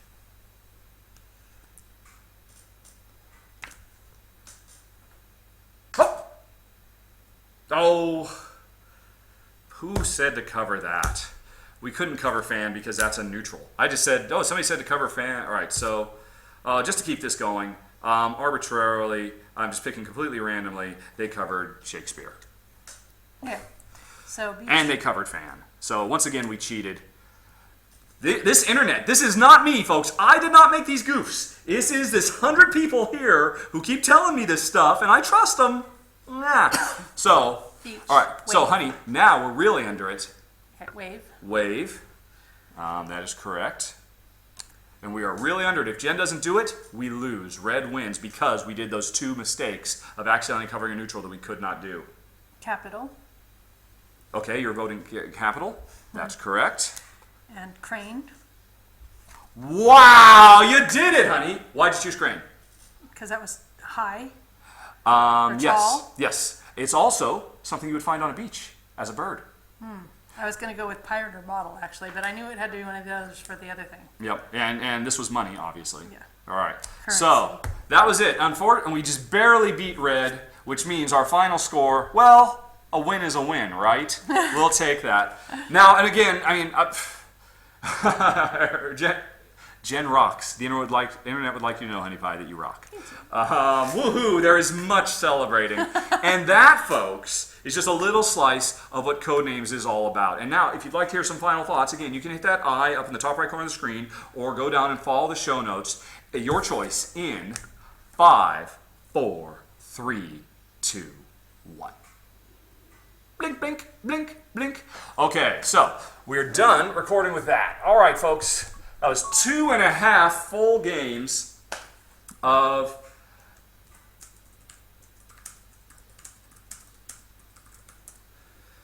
for anybody who has questions. So, obviously, you'll be seeing that. No, we are not playing anymore, Robert Bork. Welcome to the world of making a Rahdo runs through.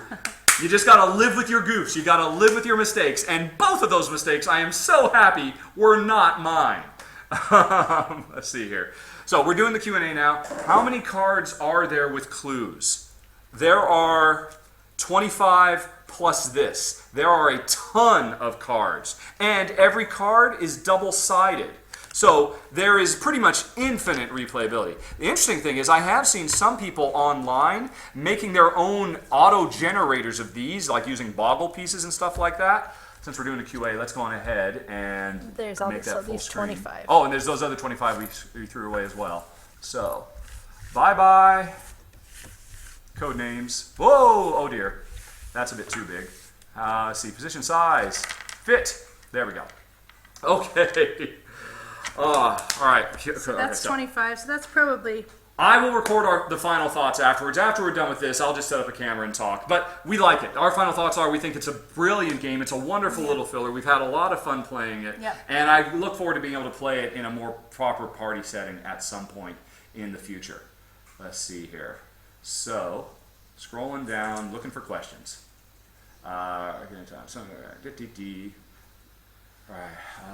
It's good yeah, it's an amazing two-player game. It's really, I mean, Vlad Shavato, he can do no wrong. I believe it's 2 to infinity is how many players this game can play. You can only play with 4. It's great. Codenames versus Mysterium. Codenames easily.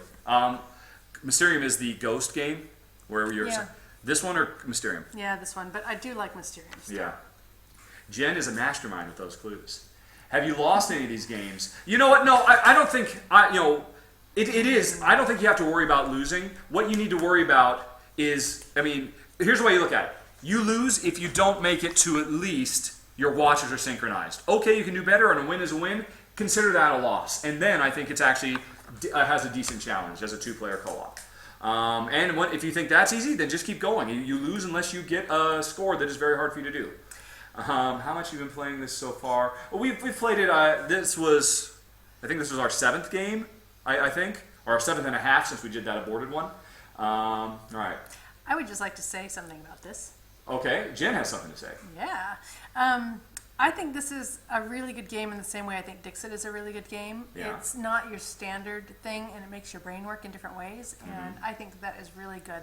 There's an awful lot of word games out there, and letter games and things like that, that seem to be a bit of sort of rehashing older. You know what? You should save this for, we'll do real final thoughts. So obviously you have enough to say. You should put this, don't lose this is all I'm saying. Okay. Because that's good stuff. You should mention Never the final mind, thoughts. you guys have to wait. Yeah, they have to wait. Right. Oh, and actually there's no question. Oh no, there's one question. How does Jen put up with me?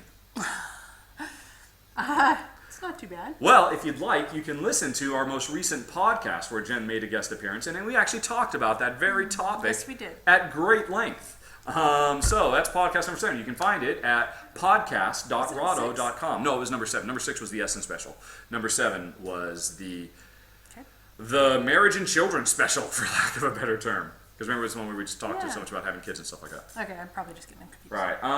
Right. Jen will be in the final thoughts for this because she had some very good thoughts, I thought. With style and finesse. You guys got to come up with some Q&As. Although, if you don't have any questions, that's okay because we got other stuff to do. Favorite party game ever? Gosh, it's 4:30 already. Yes, it is. Okay. Favorite party game? Yes. Dixit, I guess. Dixit. I would say Codenames. Codenames or Dixit. We don't play party games at all, though, really. The only one, we own Dixit, we own this, and we own Dice Town. That's pretty much it. Let's see. What favorite party games? Does Jen like the table? How do you like the geek table, honey? I do like it. I especially like that it can be covered up and we can go on with our lives while his games are underneath it. I think that's really, really nice. I agree. Yeah. Yeah, it's been absolutely fantastic. We had Pandemic Legacy set up at this thing for like 3 weeks straight. Yep. That's why you may have just noticed. kept it underneath here. Yeah, there was a safe long and stretch sound. of my run-throughs where I was not filming on the felt anymore because that's where Pandemic was. It was so handy. Let's see, question. Do you plan on doing more live run-throughs? Our intent is to do one every other month, 6 a year. This was our 3rd one. Let's see. Do you live in Malta and what town? We do live in Malta. We live near Marcelforn. Near Marcelforn. Yeah, we don't live inside the boundary of a town at all. We're living near Marcelforn. Let's see. Questions 4. That's the clue. Figure it out. Does that mean I have to come up with 4 of my own questions? Yeah. What game Jen and you played during Halloween? Nothing really. Honestly, Halloween came and went for us. Halloween is not as big a deal in Europe. I don't think I've ever seen kids going out trick-or-treating anywhere. Yeah, in England. I remember when I was in England, some of my coworkers arranged a Halloween party at the office, and kids came and dressed up for that. But I have never seen kids in the street going door to door with candy. We had some at Dunstan. Really? Yeah, when we were renting our first house. I must have been working overtime at that point. Yeah, you probably were. Yeah. I was a video game widow. Yeah. Favorite breakfast food? Oh God, eggs, fresh from the ham hens. Yes, we have 6 chickens. Although they've been molting for a while, so their production has really dropped off. We've had to go back to store-bought eggs. I've gotten 1 egg today out of 6 chickens. Out of 6 chickens. But yeah, Jen, a stern talking to. Pretty much we have the same thing every day. Jen we're our own eggs that we don't grow ourselves, but we harvest. And you throw in a bunch of vegetables, cheese, various and sundry breakfast meats, and some spices, and it's excellent. Yeah. And lots and lots of saturated fat, because we are die-hard paleos. So she just cooks it all either in butter or in tons of bacon grease, grease or sausage grease or whatever. Oh, it's so delicious. So delicious. And it fills you up. And it fills us up. Yeah, rarely do we need lunch at all. How often do you use Jen's markers in your gameplay? Any favorites where they add to the game? Huh? Where's the Bluebird of Hope? Oh, we should have had it in here. I would say, well, we probably use them, probably maybe 1 out of every 2 games. Is that true? Pretty 1 out of every 2 or frequently. 3? I mean, it kind of depends on if they're handy. Yeah. Because sometimes they're over there or in the other end, we just can't be bothered to Yeah. pick up. Most often time we do it is when they happen to be right there because Jen was doing a photo shoot with them. Yeah. And, oh, that's great, but, and the thing is, if we only had 2, yours and mine, and we use them all the We time. use them all the time. It's we just have, that we've got them we have all hundreds over. of them. So, And you don't want to play favorites because then, the Wit-Wits feel a little unhappy that the dragons got played with or whatever. do you have a particular favorite that you would like use for them in a game? Or a particular game that they work well in? I don't know, I have a hard time thinking of that, so you probably have a very hard time So, thinking of that. was the question, do I have a favorite marker or do I have a favorite game? Any favorites where they add to the game? Well, I think, pretty much everything we use them for, I enjoy. That's a very broad answer. I don't think know. he's talking more about, do you really love using them in Pandemic, or do we have a set of 5 that we use in Agricola, or Well, I that mean, we kind of just thing? played Pandemic and we had the Bluebird of Hope, so that's fresh. That's currently her favorite, the Bluebird of Hope that got us through those dark days in Pandemic Legacy. And remember, no spoilers about Pandemic Legacy, just in case people are very sensitive about Just that. that you might need a Bluebird of Hope. Yes, all right. Goes a nice place. Yay on live run-throughs.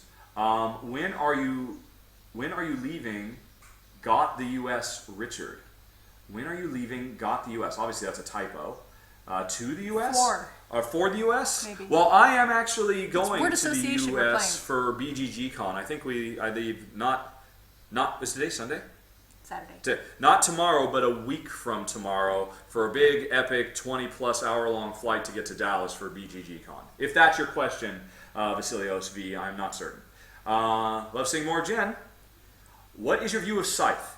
Scythe is a very, very cool game. Jamie Stegmaier is a very, very clever and creative designer. I have no doubt it's absolutely fantastic. The reason, and he asked me to do a run-through, but I passed. Because Jen, there's no way she was going to like the theme, the setting, that kind of grim alternate history World War I with mechs and stuff. And then 2, I know everybody says, oh, you don't have to fight. Or at most, you maybe only have to fight once in a game. That's 1 time too many for us. So we took a pass on Scythe. Halloween isn't big here in the Netherlands either. Chantal organizes some for themselves and for friends and family. Oh, and it just jumped forward. Oh, gosh darn it. Let's scroll back. Right, Jen, do you sometimes wish you wouldn't have to play so many new games? That is an excellent question from Mr. Robert Borick. Okay. Yes, I do. Keep it 100. Keep it what? Keep it 100. 100% real. Keep it 100. Okay. There we go. Keep it New 100. catchphrase. Yes. He keeps me hip, is what There he you does. go. Yes, I do prefer to play things several times. I also enjoy reading books over and again and seeing movies more than once.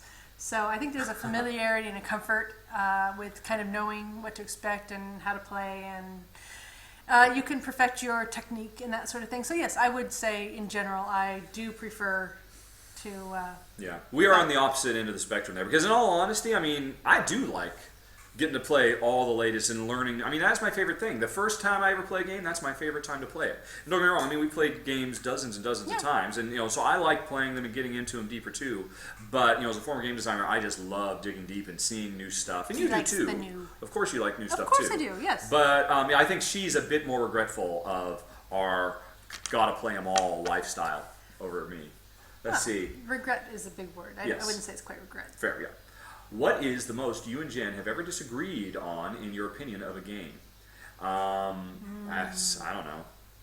What was That's that something one we'd that have we to think played? long and hard about. Yeah, there was that one that I really liked that had a boat. And You have to be a little bit more specific. you were, it was Vikings, and you were going across. Oh no, I liked it too.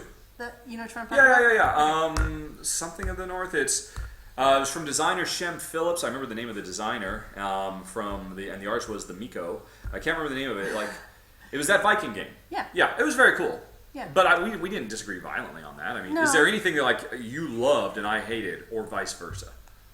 Honestly, I can't. Our tastes align close enough that I don't think that has ever happened.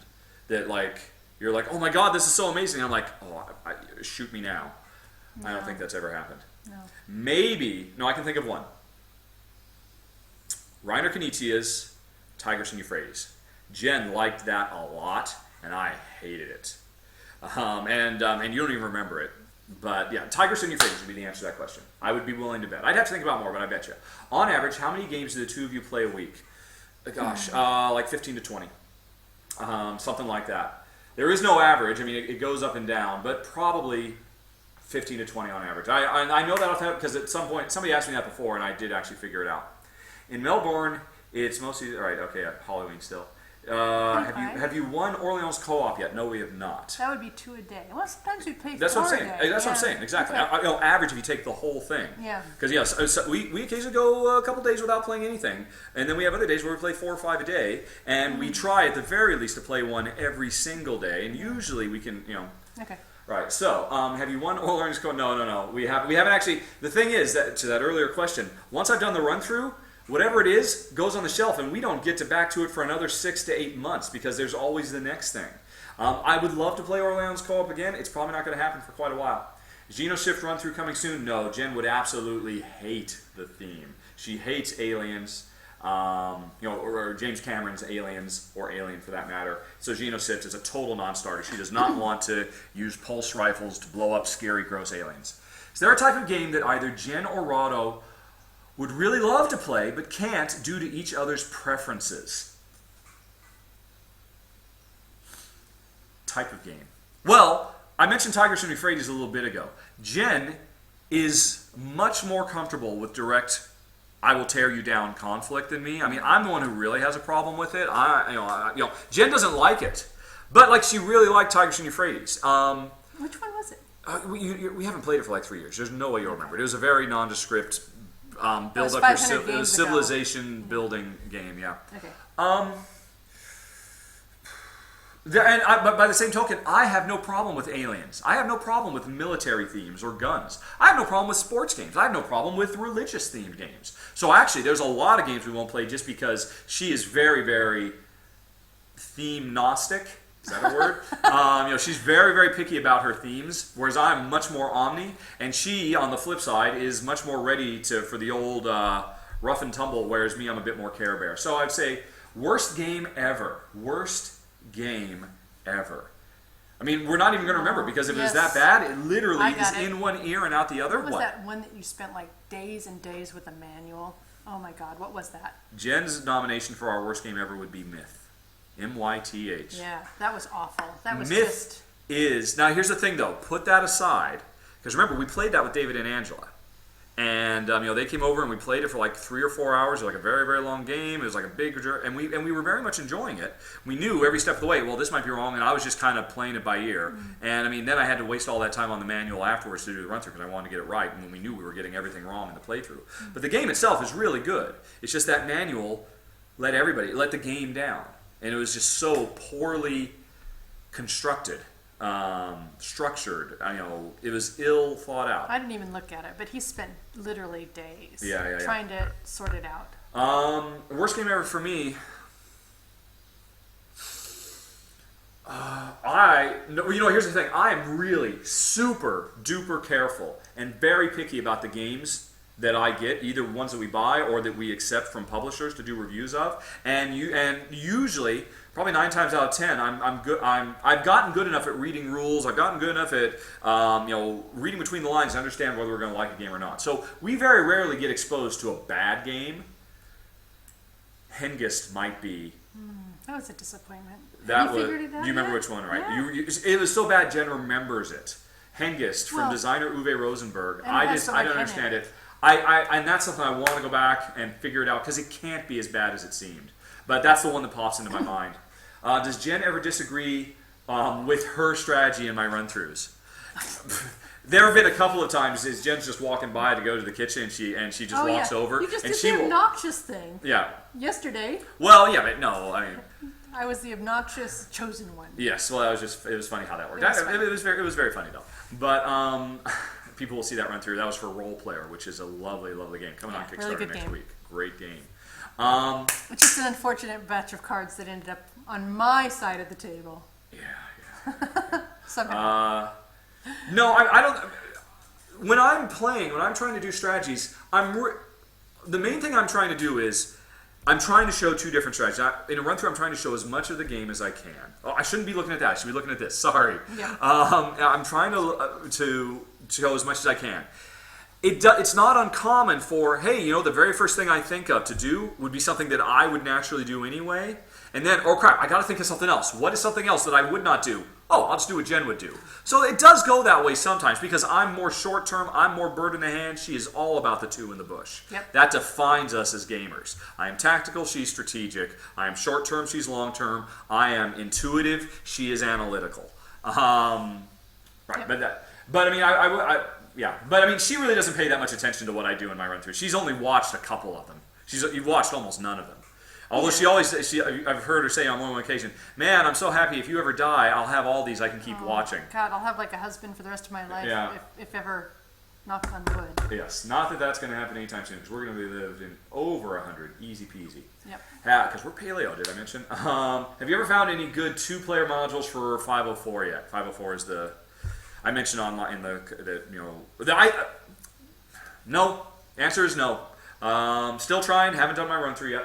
For 2 players, every single module that we have played in 504, I thought they were all anywhere from 7s to low 8s.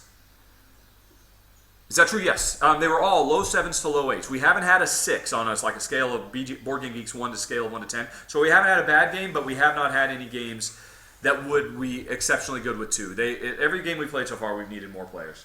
I can only get 1 as a gift. Viticulture, Rococo, Mad King, Ludwig, Fresco. Honey. Fresco. There you go. Jen says Fresco. Or Mad King. Well, Fresco or or Mad King? Fresco. Fresco. Definitely not It's a Rococo. gift. It's a gift. Fresco is a harder game to teach because of all the secret hidden information. Yeah. It is a hard game to teach. Mad King is Ludwig really is fun. a very challenging game, though. That's not true. Well, no, that trying to guesstimate the costs and and try to properly analyze how much everything should cost, that can be a real brain burner. Viticulture, if they like wine at all, it's a no-brainer. Totally Viticulture. Viticulture is smooth, it's easy to play, it has like If you escalating have a glass levels of of wine with complexity. it, you feel like you can have a glass of wine with it. Honestly, of those 4, they're all good gifts. Pick the one that most closely matches the receiver's personal tastes and hobbies. Right. I love Jen's Meeples. I'm a proud owner. Oh, What? Richard is paleo? Damn!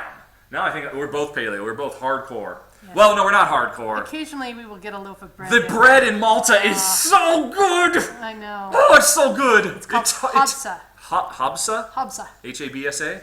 It is the best bread in the world. H-O-B-Z-A. So it tempts us. And occasionally I gotta have some ice cream. I just gotta. But, and we have dark chocolate. Oh, Jen makes this amazing dark chocolate mousse. It's nothing but really cinnamon, dark chocolate, and cream. Oh, And an egg. And an a egg. ham egg. Oh, it's so good. And a little bit of Paleo is so easy. Right. Do you think you could make a custom hourglass? Sure. I mean, you mean with stuff in it? I'm sure. No, I'm sure they just mean no. She could not make a functional hourglass, but she could make an hourglass-shaped piece. Sure, absolutely. Check her out at jennifer.net. What's your Etsy? Or JENNEFER.net. Right.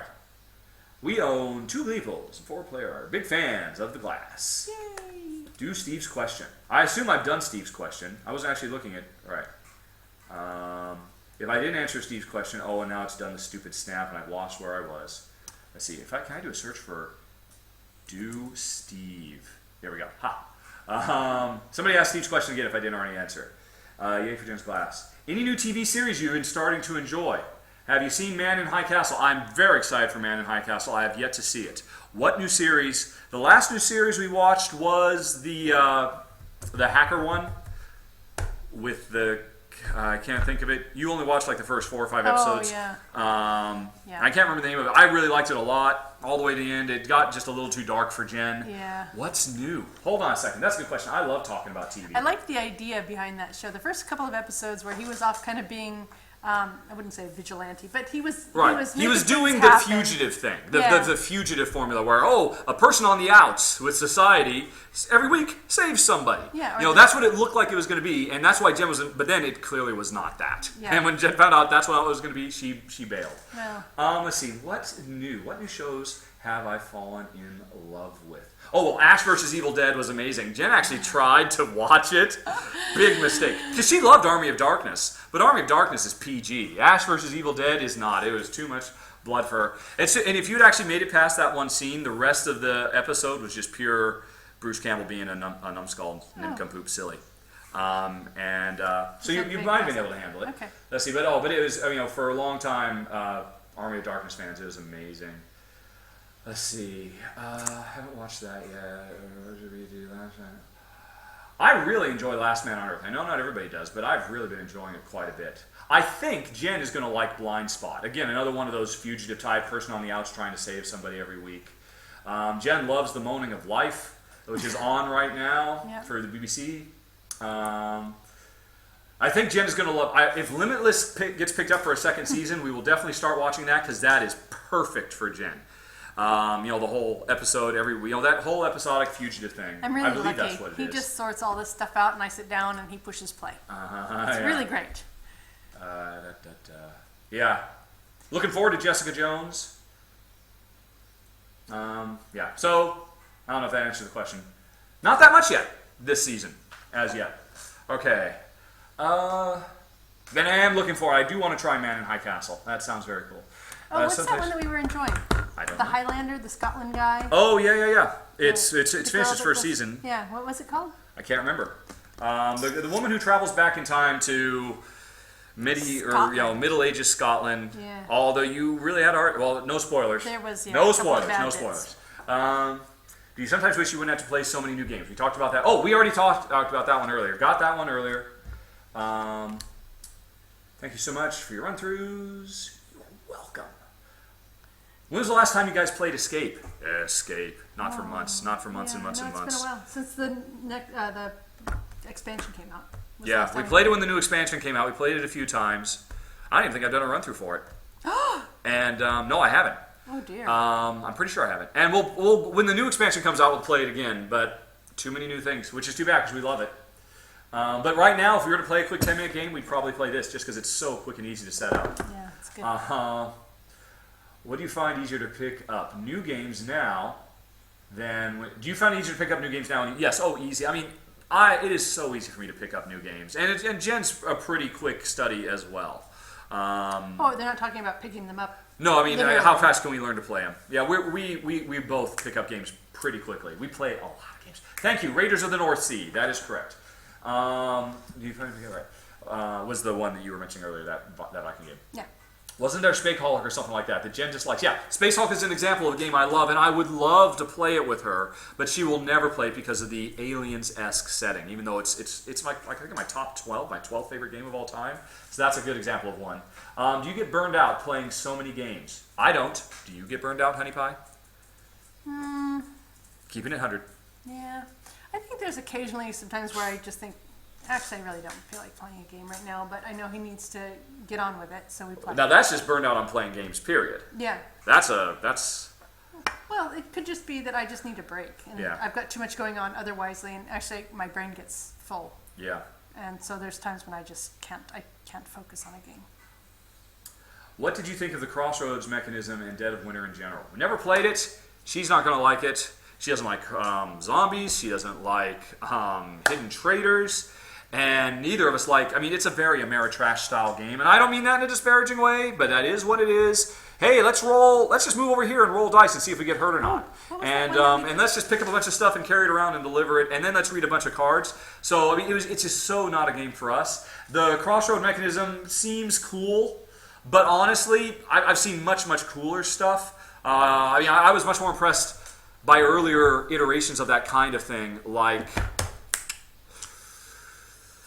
Robinson Crusoe, or even Castaways for that matter. All right, but it's still a very, very cool game, just so not for us. Not the kind of game we would ever play. All right, would you play my football game I made? Probably not. As stated earlier, this woman has absolutely zero interest in sports-themed games. I don't think you're ever going to see me do a run-through of a sports-themed game ever. Just isn't going to happen. My apologies. If you and Jen had to agree on a single game the two of you could have on a deserted island and both be happy with that, what would it be? I've already done a top 10 for that, right? You did it too. Yep. I did a top 10 must-haves, You can find mine in top 10 must-haves. And then I think it was either podcast number 4 or podcast number 5. Jen got on the mic and gave us her must-haves. So that information is already out there. The truth is out there. Right. Let's see here. Did you find the gallerist ended a little too quickly? No, I don't think so. But in all honesty, if it went a few more rounds, we'd be like, oh my God, could this end sooner? Because it's a big, heavy game. It's every one of Vita Lasarda's game. That was the game. Remember, it was a really gigantic board. It was a super heavy, complicated game where you were moving people from the plaza into your lobby and then into there, and you had all the different people lined up that you were trying to discover the artist and sell their art. And the guy's wondering, obviously he thinks it's a little too short and it should play out a few more lines. I know that I've heard people have that kind of complaint for a lot of games, that, man, it's just getting going and then it stops. I always think that's a good thing. Leave them wanting more. That's like the first rule of any kind of dramatic tension. Don't overstay your welcome. I think Gallerist is a great length as it is. And I don't know. So, I don't recall it feeling like you wish you could have played longer. All right. Let's see. I think is actually. Okay. Any plans for Seven Wonders Duel Tides of Time? Tides of Time is right over there. It just needs to get more thumbs. Give it more thumbs. Go to request.rahdo.com and thumb that sucker, and it'll get filmed. And until then, it won't. Anybody could do it. Seven Wonders Duel, however, probably isn't going to happen anytime soon. They had told me, I'd contacted Repos before Essen, and they said, yeah, no problem. We will set you aside a review copy. We love the show, blah, blah, blah. Swing by and get it. And I swung by like 3 times and the person I was supposed to ask for was never there, time after time after time. And eventually I'm like, okay, this person is never going to be here. Right, okay, I'll just buy the thing. Sorry, sir, sold out. And I'm like, all right. And the thing is, they still had review copies. And I asked them, I should be on the list. And they said, no, you're not on the list. And I said, Can you talk to this person? It was in a meeting. And I got so frustrated, I just walked away. So honestly, Seven Wonders Duel is kind of dead to me. I don't know. Well, I'm sure it's a great game. I'm looking forward to it. But I was so pressed for time. I was killing myself at Essen. And yeah, I got the runaround. But the person I was supposed to meet, I'm sure she was very busy too. And I'm sure it just didn't happen. So that's what happened with Seven Wonders Duel. Honey, there's nothing wrong with analytical. Do you ever get burnt out on an individual game? Have we ever gotten burnt out on a specific game that you're like, oh, shoot me now, I never want to see this game again? No, we don't play any enough to... Yeah, it just can't happen. Even the games we played the most. We would love to play Escape Curse of the Temple right now. We would love to play Agricola right now. We'd love to play Pandemic Legacy right now. I'm trying to think of the games. I am so pleased that we have that second game going with David and Angela. Yes, because we kind of rushed through our own game. Yeah, it'll be really nice to take our time. Which is interesting because Jen is the ultimate binge watcher. She doesn't even want to watch a show until we've got the entire season. And she will read like 800-page novels in one day and finish them from cover to cover. But for some reason, she did not enjoy. She would prefer not to have binge played Pandemic Legacy, which is completely inconsistent. I know, but answer that. The thing was, there were so many interesting things that happened every month that I think we could have savored every month. That same is true for a TV show. So many things happen every episode. No, because it's an hour. So is Pandemic Legacy. It's not even an hour. It's 40 minutes or whatever, and it's really compelling the way TV programming is. Agricola or All Creatures. What's All Creatures? That's the little tiny Agricola. All Creatures Big and Small. It was Agricola. We haven't played it for a long time. Okay. Actually, that's not even a question for us. That was a question somebody was asking somebody else. What mechanics would Brink the board game have? The most important, honestly, the most important thing that Brink the board game would have would be obviously big focus on character customization and legacy style elements because we had a big push for leveling up. And the biggest thing would be morality. The game would be full. Interestingly, almost maybe kind of like Dead of Winter. It would put the player in a lot of morally tough choices. And for me, I think anytime anybody makes a situation in a game where you have to choose the good choice or the evil choice, They always make a mistake of thinking, oh, well, they're both interesting choices. Just choose based on your own predilections, your own preferences. But either way, you'll get a good choice. That's the way designers always seem to do it. That's so wrong, because most people's natural predisposition is to be good, and 9 out of 10 players will choose the good choice if they have the option to. And so the thing you have to do is you have to create a morally dubious choice, a morally gray choice, and say, okay, here's the good choice and the evil choice. The good choice will get you bubkas. The good choice will get you 1 gold piece. The evil choice will get you a Cadillac. What are you going to do? Because that then creates an interesting, tough decision. That's something I learned working on Fable 2. And so that would be what I, and of course, obviously, lots of guns and lots of shooting and lots of parkour. All right, good question. Thank you, Brink fan. All right. What has been your biggest disappointment of the year so far? Hengist. I already mentioned that earlier. Out of curiosity, with Jen playing lots of games with Richard, has Richard ever tried glass working with Jen? No. It'd be kind of fun, but if I wasn't doing these, maybe. But there's just no time. Time is the fire in which we burn. I got to play more games. Are we actually paleo? Yes, we are both paleo. We've both been paleo for years. You can find videos of me from like 5 years ago. Actually, you can go look at some of my earlier development videos I did on Brink, the video game, and you will see I'm like 250 pounds. I'm a big blubber face. I have a big old beard to cover up my triple chin. And we went paleo during that time, and so now I'm sitting around 195, 200, decent weight. And we're big time paleo fans. And not just to losing weight, but because we believe, well, we're big believers in evolution. So hence, we're big believers in paleo. Have you ever had a game that you felt would be awesome that you really did not enjoy? Probably. And quite frankly, I think that's going to be covered in my next top 10. Because I won't spend time thinking about it now. Unless you could think of something that you thought you were going to love and you just didn't enjoy it. Well, I blow my nose because all of a sudden I just got a ton of phlegm. I have no idea why. There's very few games that we play that we don't enjoy. It almost never happens because I take my vetting super duper serious. Today, this morning, after I got set up to film this today, and then I didn't have enough time to actually film a run through, and Jen was doing glass and other stuff, so I sat down and I caught up with my mail. I said no to, I think, 15 games that people wanted me to run through, and I said no to every single one of them. After I read the rules for every single one, and or skimmed them so I could see what they were about, and said no. I just said no to somebody here in this very run through. So we're super serious. So the answer to the question is no. We very rarely, right? Like I said though, Hengist really surprised us. Both of you, what's your favorite paleo meal? Oh, probably my favorite is what I cook every morning for breakfast. The breakfast, which I talked about earlier. My favorite paleo meal. It's not true paleo, but her desserts are really, really good.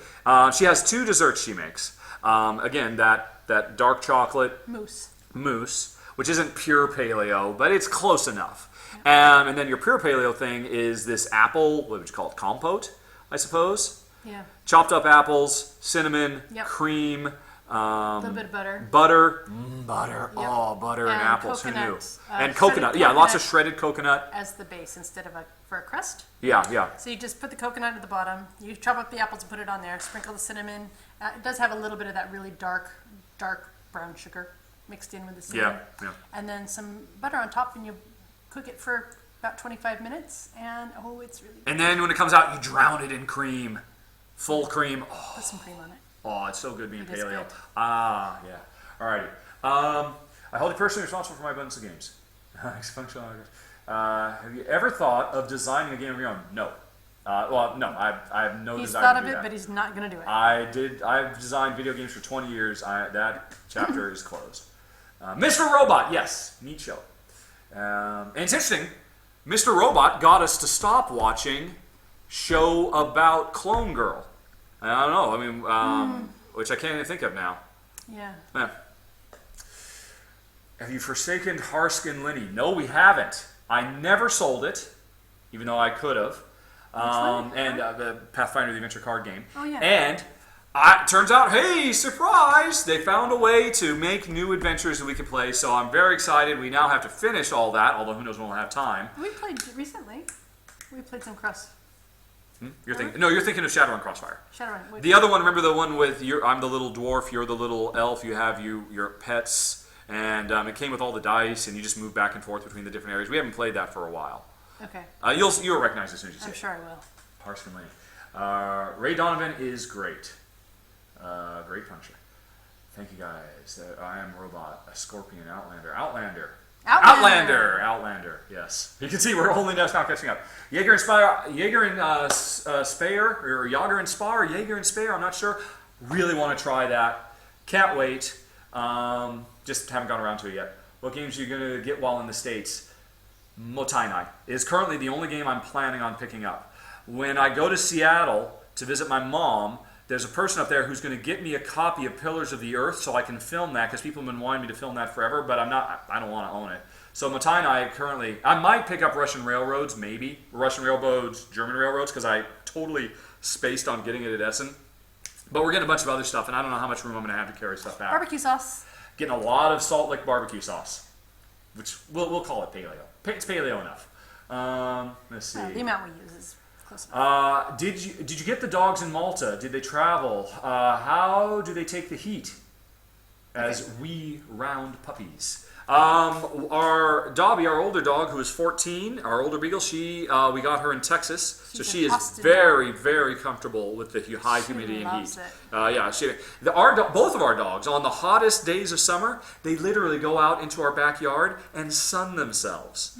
It's the weirdest thing I've ever seen. In their fur coats, they just go out there and just sun themselves until they can't stand it, and they go in the shade for a little while to cool down, then they go right back out to the sun.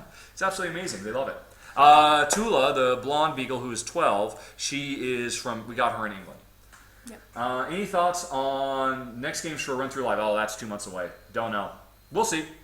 Ideally, something that we can do this kind of thing, this back and forth with the audience, although that's kind of a rare thing. But this was really cool to be able to involve everybody. If you prepare your run-throughs, how do I start? We play the game, and so I know the game. And when I sit down to do the run-through, I just set it up following Raider setup. I shuffle the decks. I don't look at anything ahead of time, and I just start playing. It's as close to a real authentic play as possible, because the more I have occasionally done some stage stuff, and I hate it. It robs any fun of it. I'm having more fun if I'm actually playing the game and being surprised and discovering what, at the same time that the audience is discovering. So almost zero prep. Is it weird my nipples are hard? Yes. Prepping is a lot of what he does, though, as far as reading. Sure, yeah. But I don't set up the board. No, you don't. I don't stack the deck or anything like that. Yeah. Burgle Brothers is still coming in the mail today. Do you guys still play it? No, we don't have it. We played the prototype of it, thought it was a cool, fun little game, and like pretty much all our prototypes, after I was done with the run-through, I gave it away. Because if I kept every prototype we had, we would be literally drowning in prototypes right now. Flat. So there are people in Malta who are very, very happy to be getting free prototypes all the time. I didn't end up getting a full final copy of it. If I do eventually someday, that'd be great. But if I don't, I'm not going to lose any sleep over it, because while it was a great game, we got a lot of great games. And I wouldn't have to. I already done a run through for it anyway, so I wouldn't have time to play it, because I'm always having to play the new thing. Have you tried video game high school board game? No, I think I looked at it at one point and it had too much conflict. Other than Pandemic, what current game do you think would be the best candidate for Legacy? I will just say whatever my favorite game is, which is going to be Agricola. And I would say your favorite game to do a Legacy would be Dungeon Pets, because that is your favorite game. I don't think that every game needs a Legacy. Well, it doesn't need, but it would work. Imagine a Dungeon Pets where you keep running your shop. Yeah. Game after game after game. The upgrades you got, you don't throw them away and start all over from scratch. Yeah. You continue where you left off. The cool thing you sell some pets, but some of your pets go really, really, really old. Because your customers bring back pets to have their teeth sharpened. Yes, in all kinds of. Imagine how amazing that would be. Yeah. I've heard a lot of people say, well, yeah, Pandemic was the rare exception. They would work well as a Legacy. Any board game would be an amazing Legacy experience. So I'm going to say Agricola, and Dungeon Pets would be an amazing Legacy game. Yeah. Yeah. You know it would. The vacant kind. The bacon. Are you and Jen religious? No, we are both atheists. Staunch atheists, in fact. Check out the Prospectus game on Kickstarter now. That sounds familiar. I don't remember it.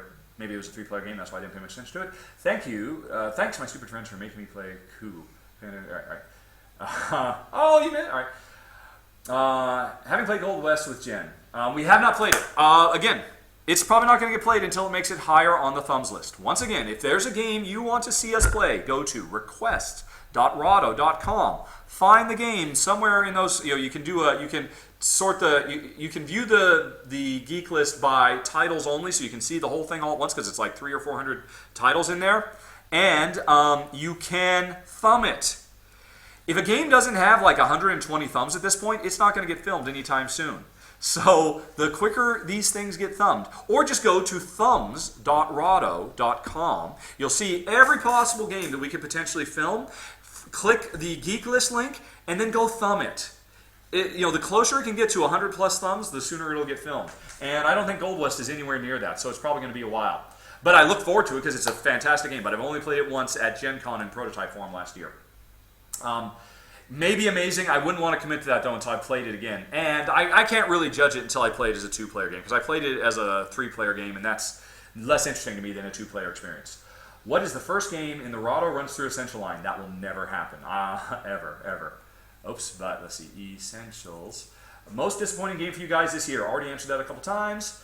Why isn't the Bloody End for sale on auction? Because there's a guy in Malta who really wanted it. And so if you live in Malta and there's a game that I don't want that you want, you're going to get that for a sweet deal. You're going to get that for a song. And so that's why it didn't make the auction. Actually, I did put it on the auction. And then Mark said, "Ooh, dude, I want it." So I basically gave it to him for half retail. Anyway. Most of the area. What is the one thing you would like to tell game designers? More questions for Jen, by the way.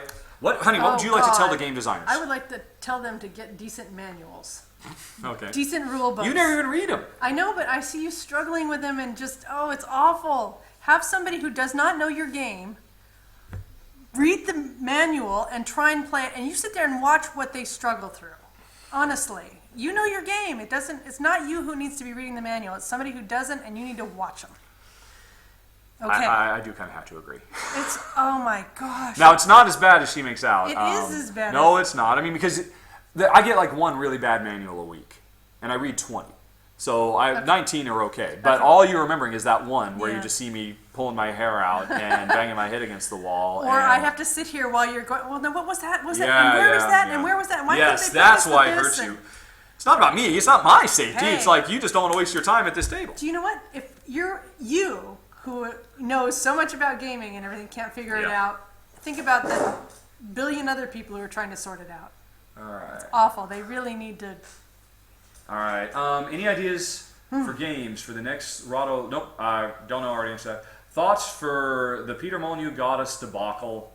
I think debacle is too strong a word. I think Peter Molyneux is a wonderful, lovely gentleman who drove me insane when I worked for him. But a nice man. But a lovely, well-intentioned man. And it just makes me wince every time somebody has a go at him. Just because the internet sucks. The internet is just full. Peter Molyneux. Except you internet. Except for you guys. You guys are awesome. But yeah, debacle is walk a mile in somebody else's shoes. As I said earlier, neither Jen or I are religious, but I can't think of a better tenet to live your life by. So if you just want to dismiss Peter Molyneux as an idiot and the goddess is a debacle, walk a mile in their shoes is my response to that. Oh my God! Can you send me those 2 recipes later on Board Game Geek? They sound awesome. Robert Bork, send me a geek mail to remind me, and we'll type them up. Is there a video game that would make a good board game according to you? Sure, pretty much anyone would, really. If you're willing to stray from the source material enough. I mean, the key to a good adaptation is knowing what to bring, is capturing the feel, or the essence. I mean, I think XCOM, the board game, is a fantastic distillation of a part of XCOM, not the part everybody expects, But that doesn't make it I think it does capture something about XCOM that is still very, very cool. But I think just about any good video game, any video game could become a good board game. What additional adventures in Pathfinder are you talking about? I forget what it is. I don't think know if it's been published yet, but the new line that is coming out, or maybe has just come out, starts, if you just buy it from scratch, your characters start out at godly level, fighting godly stuff. So you can either use the characters that are in the box, or you can use your characters from Rise of the Rune Lords or the Pirate one, it's just a no-brainer. And Paizo did it. Good on them. I look forward to playing it in the future. But I'm sorry, I don't remember the name of it. Somebody else will. Rudy's, honey. Somebody says we got to get Rudy's barbecue sauce. I think you have something to say about that, don't you? We like Salt Lake. You're not going to slam on Rudy's? No. I liked Rudy's. When we lived in Austin, I worked at Edge of Reality, which was a stone's throw from Rudy's. I had lunch there a lot. Liked them a lot. Yeah, although it's still very, very poor compared. I mean, nothing can touch Salt Lake. But Jen, you would not want to go to Rudy's. No. Yeah, you were down on Rudy's. They had that banoffee thing. Remember that? Did they? Yeah, with the vanilla wafer. Was that at Rudy's? Are you sure? Yeah. I do remember that. Yeah. Yeah. That was awesome. That was banoffee before we knew what banoffee was, because it wasn't really banoffee. But My it was favorite banoffee, place in Austin is closed, though. This was the Iguana Grill on Lake. Yeah, we just found out. This is my Iguana Bar and Grill cup. As you can see, it glows in the dark. It's 10 years old. I'm going to be in Dallas. I was hoping to get another one, but we just found out they closed this year in February. Oh, that was not your favorite place in Austin. Rosita's was really good. That was really good. And Dan's Burgers was really amazing. Oh, yeah. And I mean, that's just so much good food in Austin. Yeah, but I did love the iguana. But yeah, I mean, awesome. iguana was very, very good. Very, very Fajitas. good. Great fajitas, as Jen calls them. Fajitas. Fajitas. Let's see. And margaritas. Does Tula bark with an English accent? Yes, she does. And Dobby barks with a deep Texan drawl. When you sit down with Jen to play a game, who picks the game? Me. And I'm driven by what's the next thing I got to film. Yep. When will you be doing the Watson and Holmes run through? My intent is to get it done before I go for it's BGG over there on top of the stack. It's very high on the stack. That is my intent, to get it done sometime next week. Right. Dang it. Watson and Holmes. Any two-player RPGs you have played and enjoyed? No, I've never played an RPG in my life. A full, proper pen and paper Dungeons & Dragons RPG, never played one. When I was living on a boat during my early teens, I was really into them. I had full, I forget which edition, AD&D manual set, and I had tunes, and I had a whole bunch of them. I loved reading them. I loved creating characters. I loved making maps. I had no one to play them with because of my weird circumstances of growing up. So I've never played one, and I'm sure you never have. Never in your whole life. Have you ever been in a situation where you could have played Dungeons & Dragons? Were you ever invited? No? Because she was a cool kid. She was a cheerleader. I was a cheerleader. Right. Is there a game... I was the geek. You have always wanted to play, but you simply can't because it's too hard to find. That was Poseidon's Kingdom, and I have it now. But I haven't played it yet, ironically. Twa is getting hard to find as well. I should look for question marks. What are your feelings on other reviewers that get a ton more money and don't disclose how that money is used? I don't mind. It's if they want to disclose. I mean, I used to close a lot more than I do now, but I was really making Jen uncomfortable with some of the stuff I was disclosing, so I had to kind of pull back on that a little bit. But it's people back them because they think they're getting a good product, so everybody's happy. I don't have a problem with it. Customer decides. Yes, customer's always right. Any other crafty things you do besides lamp work and glass? Oh, everything. My fingers are in all sorts of pies. You want to be more specific? I'm not quite sure what you do with ceramics. I like to knit. Well, yeah, you knit, but I mean, you haven't done ceramics for years. I have some clay right over there. Okay, so you are prepped and ready to do the silk painting stuff, the ceramic stuff, the knitting stuff. We have crafts coming out of our ears. I've got boxes. I have all of my art stuff from college that I hauled down here thinking I'm going to have tons of time. Yep, but in the same way that I never get to go back and play Agricola, she never gets to go and do anything because she's constantly in front of that torch making glass. Yeah, it's just one of those things. I mean, you have to choose. You have to pick and choose what you want to spend your time on. These are good problems to have. Don't get me wrong. Definitely. And when the inspiration strikes, I've got all my paints and pencils and charcoals and all that stuff. Mm-hmm. It's ready.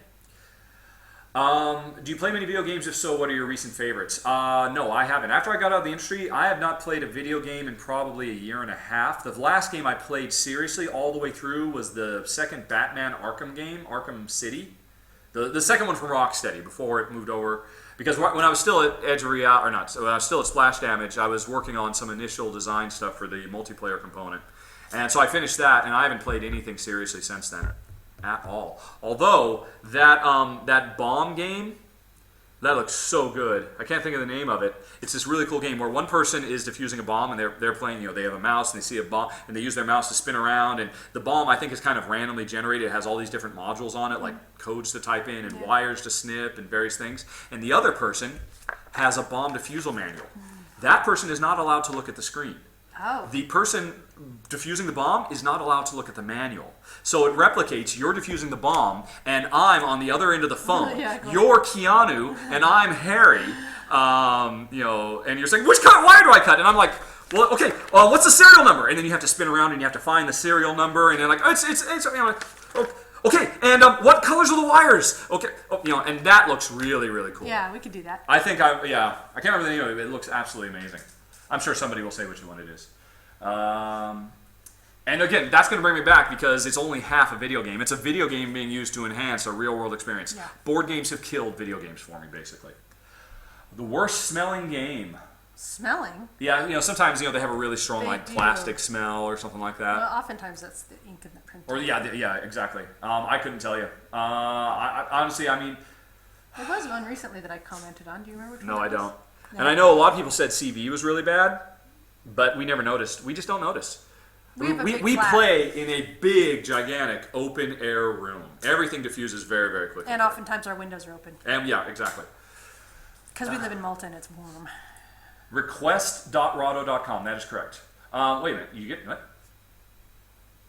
No, it's Marco. It's thumbs, thumbs.rahdo.com, and it's requests, plural, request, request.rahdo.com. Is that right? Come on. He's checking it out. Yeah, requests, plural, .rahdo.com, and thumbs, plural, .rahdo.com. Let's see. Or just go to guild.rahdo.com, and at the very, very top of the guild is links to everything. And actually, go watch my run-through of my Rahdo Runs Through Guild, and I tell you where everything I do is. When you walk around Malta, is there anything that makes you feel old? Oh, old? Old specifically? That's what Hector asked.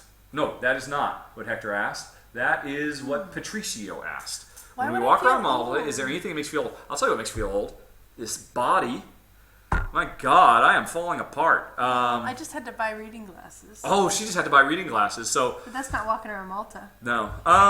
We're Americans, so all of the ancient structures and stuff here make us feel young. There you go. Because we're a young country. Of the games you haven't played yet, which one do you think have a chance of making your top 10 in 2015? Oops, and I just lost it. Have a chance. Let me look. Let me do a quick check. This is just a total gut check. I hope Neanderthal does because I'm super excited about that. Maybe Matai and I, maybe. Bretagne looks really good. Council of Four I'm excited about. Grand Austria Hotel I'm super stoked about. People, start thumbing Grand Austria Hotel. I'm super duper stoked for that one. Was that the movie we just saw? No, but yes, it is. You're thinking of the Grand Budapest Hotel. It's a board game that's... No, I'm thinking about the one... No, anyway, don't worry. All right. Not the super awesome Marigold Hotel. Oh, yeah. Yeah, probably a few others. I mean, I'm really optimistic about Grand Austria Hotel, though. So I guess I'll go with that one. Winnie the Con, what other YouTube contributor have you enjoyed playing games with? I have only played games with Ryan Metzler and... Miwi. Who? You played with me. And Michael Vissner, Miwi, or Visser. I would say Vissner is Visser, I believe. Miwi. And Tim, Grey Elephant Norris. And who else have I played with? I think those are the only ones I played with. And they were all great guys. I enjoyed playing with all of them. Patricio, right. Greetings from Mexico. Is Hengist by Uwe Rosenberg really that disappointing? It almost feels broken. I read somewhere that it was just a design that he banged out years ago, and then it just sat on a shelf, and now they brought it out. So I just don't know if it didn't get development. But honestly, I have to assume that we just got the rule. It's one of those manuals that's terrible. Even though it's only like 4 pages long, those are 4 terribly put together pages. And so I hope it's just that we got the wrong end of the stick. We just missed something because I want to like it. What is the name of the Glenmore retheme? It is called Loon Architect. I'll be doing a run through for that next week. Loon Architect, like in Luna and Architect. What made you leave your old life behind? Which one? What are you talking about? We keep shedding our skin every 5 years or so. Yeah. Keep the brain moving forward. That's a Caesar quote. That's Caesar Milan. She loves the Caesar. Yep. With your history of cycling, do you still cycle in Malta? No, we do not. I love cycling.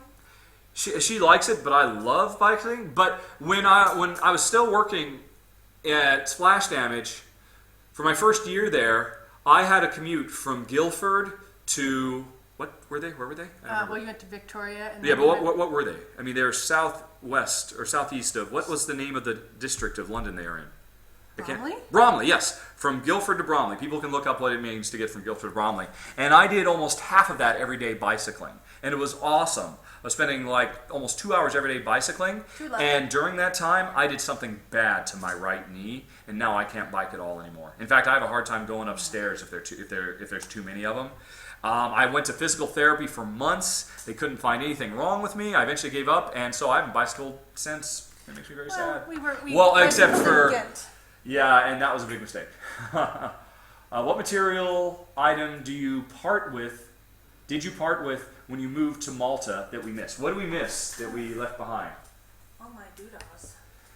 Jen has a very extensive collection of Dickens Village pieces. Yeah, they're little ceramic houses that have a light in it, Yep. and then it's like a Christmas village kind of Yeah, thing. they would all. That was the only real Christmasing up we ever did for our houses was you'd get those out every year. Yeah. It would be Christmas. There would be Christmas cottages everywhere. But I got one of those every year when I was a kid, Yep. So I got this rather large collection. But I also have a whole bunch of really beautiful craft work that I've collected over the years, and it's all in storage in England because we thought we were going to be here a year.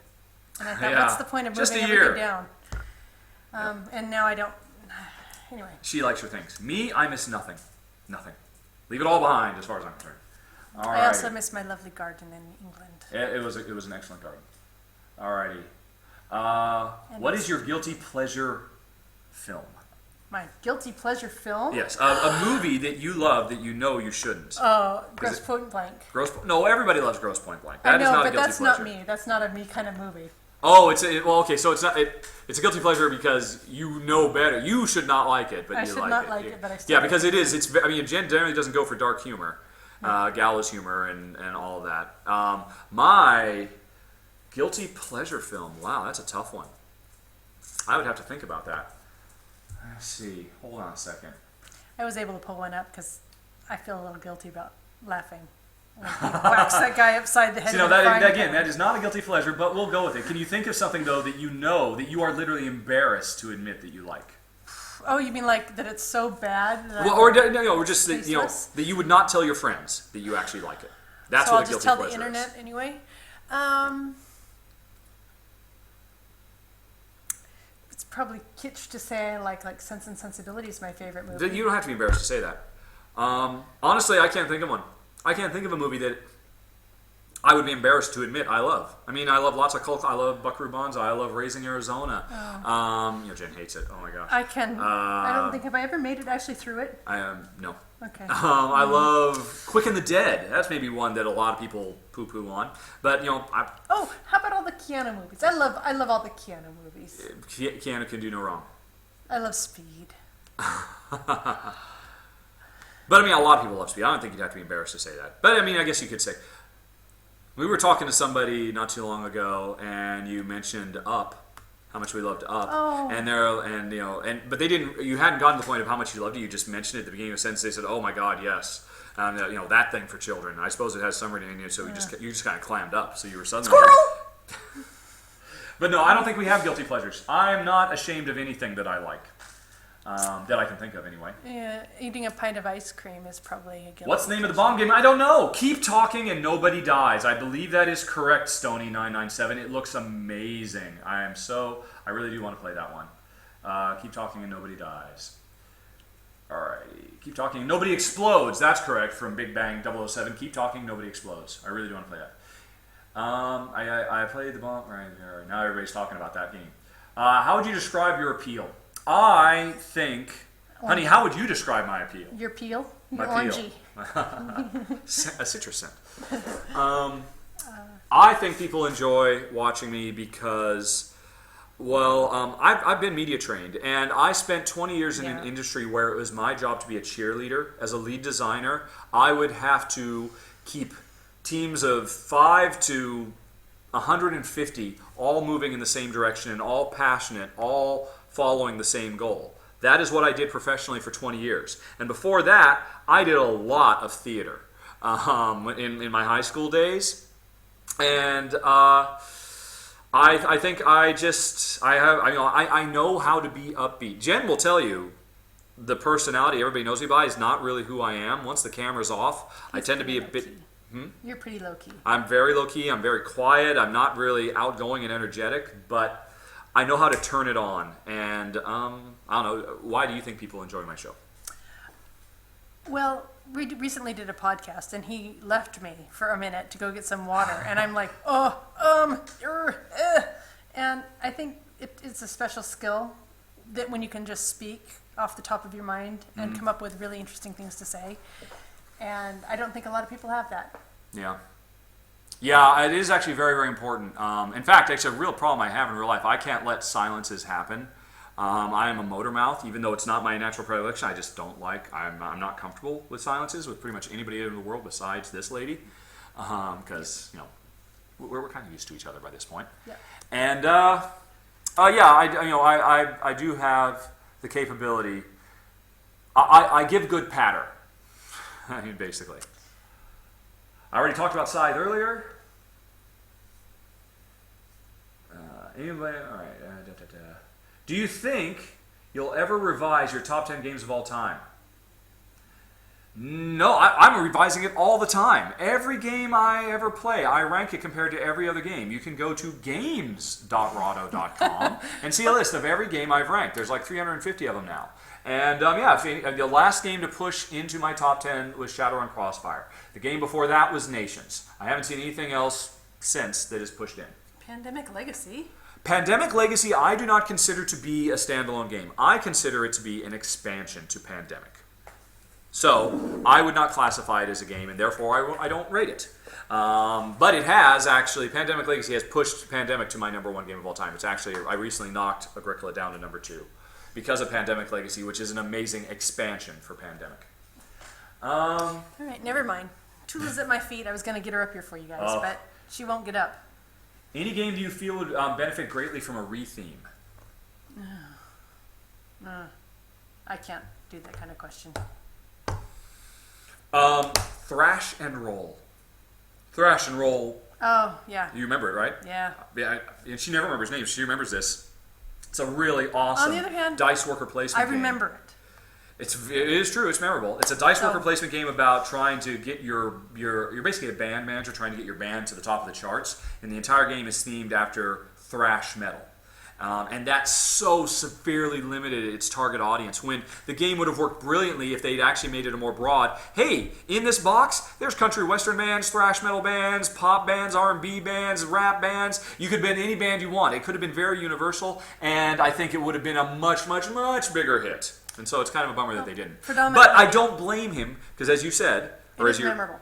I was just kidding. He's very passionate. I met him. I've talked to him about it. He made the game he wanted to make. So even then, I wouldn't wish him to retheme it because he did what he wanted to do. But man, it was a hugely missed opportunity. Occasionally, publishers will ask me, "Hey, Rahdo, you play a lot of games ahead of anybody else. Can you mention any? And I've actually mentioned, hey, Thrash and Roll is something you should pick up and republish into North American broader distribution. And then invariably they all say, yeah, but it's thrash metal. I don't think that's going to work for us.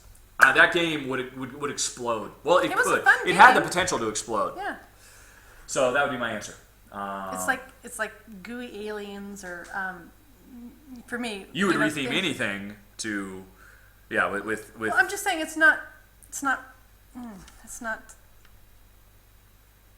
palatable to me.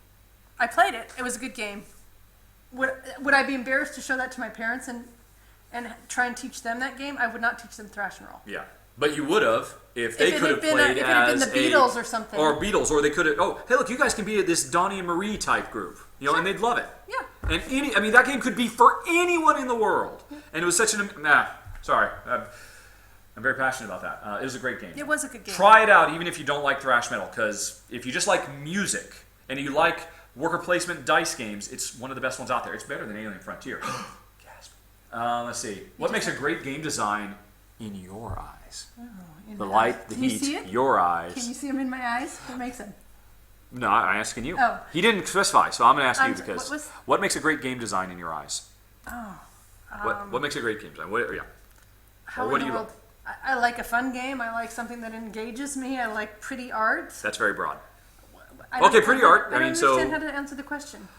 I would say probably the most important thing for me personally that makes a game stand out is innovative mechanisms.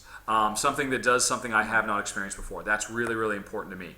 And that is my board game reviewer bias coming out, because quite frankly, I play so many games. And this is something, I mean, this is true for most board games. Heck, Shut Up and Sit Down just kind of, did a hatchet job on Time Stories the other day because it uses overplayed themes that they're personally sick and tired of. And I'm listening to that, and I love those guys, but I mean, just because they're tired of insane asylums and zombies doesn't mean because they've seen a million of them, doesn't mean most players have. For most players, they've maybe seen one other zombie game.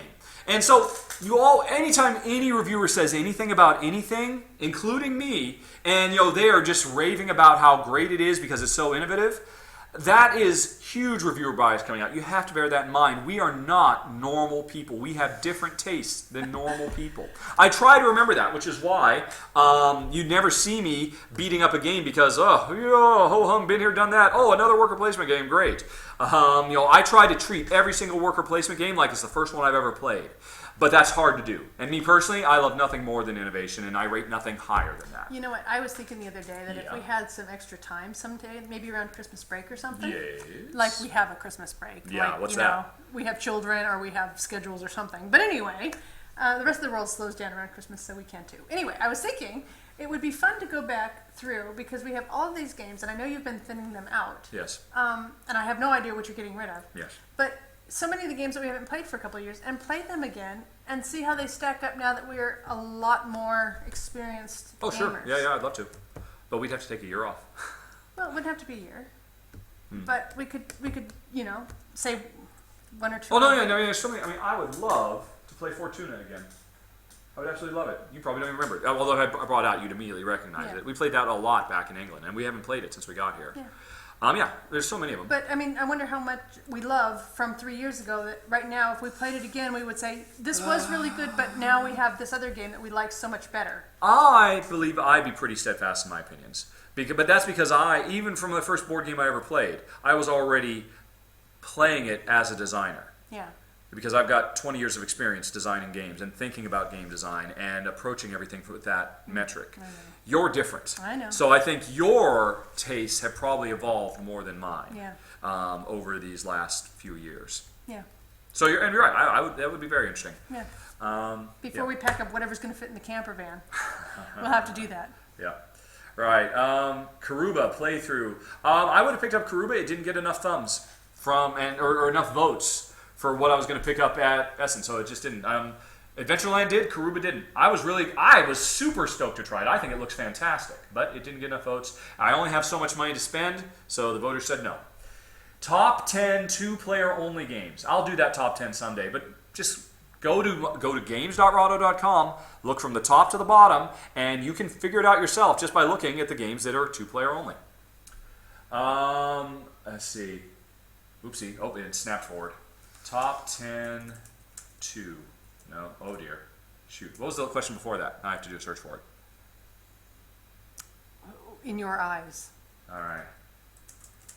There it is. All right. Good. Yeah, there's Karuba. All right. How did you meet? How long have you been married? I will let you answer that question. Okay. You know this one. Yeah, this one I've got. We met when we were at University of Washington in Seattle. We met actually our very first quarter as freshmen. We were taking German to get our foreign language credits out of the way before we forgot everything we learned in high school. And it was actually in a building that had 3 stories. Yes. And I can remember, and it was on the 3rd floor that every day we took German 102. Okay. Yeah. And was it 102 or 202? I think we got to skip some because we were... No, that's right. I mean, I'm pretty sure we were in German 102. Anyway, whatever it was. Yeah. And one of the things I immediately remember about him is we would walk, we'd leave class together and there was a spiral staircase to go down this. And I said, where did this staircase go? And he goes, down. Yeah, that was my big shining moment. I loved it. That is, I don't know why Jen loves that kind of humor. I do. Whatever you want to call that, Jen loves that. I do. Yeah, and there were a few other ones. Oh, yeah, that's why she calls me Duck. Her name for me is D-U-C-K. All of her family calls me Duck, D-U-C-K, because we were walking around on campus, University of Washington. There's lots of low-hanging trees. I am tall. She is short. And she was always shouting out because she just was entertaining herself. Shouting. No, you were always, look out! Well, you'll watch out! Or duck! Because I would have to duck under these low-hanging branches and whatnot. And one time she did, and she was just doing it because she thought it was funny that I was very tall, and she was getting a kick out of it. And one time I said, no, please, just call me Richard.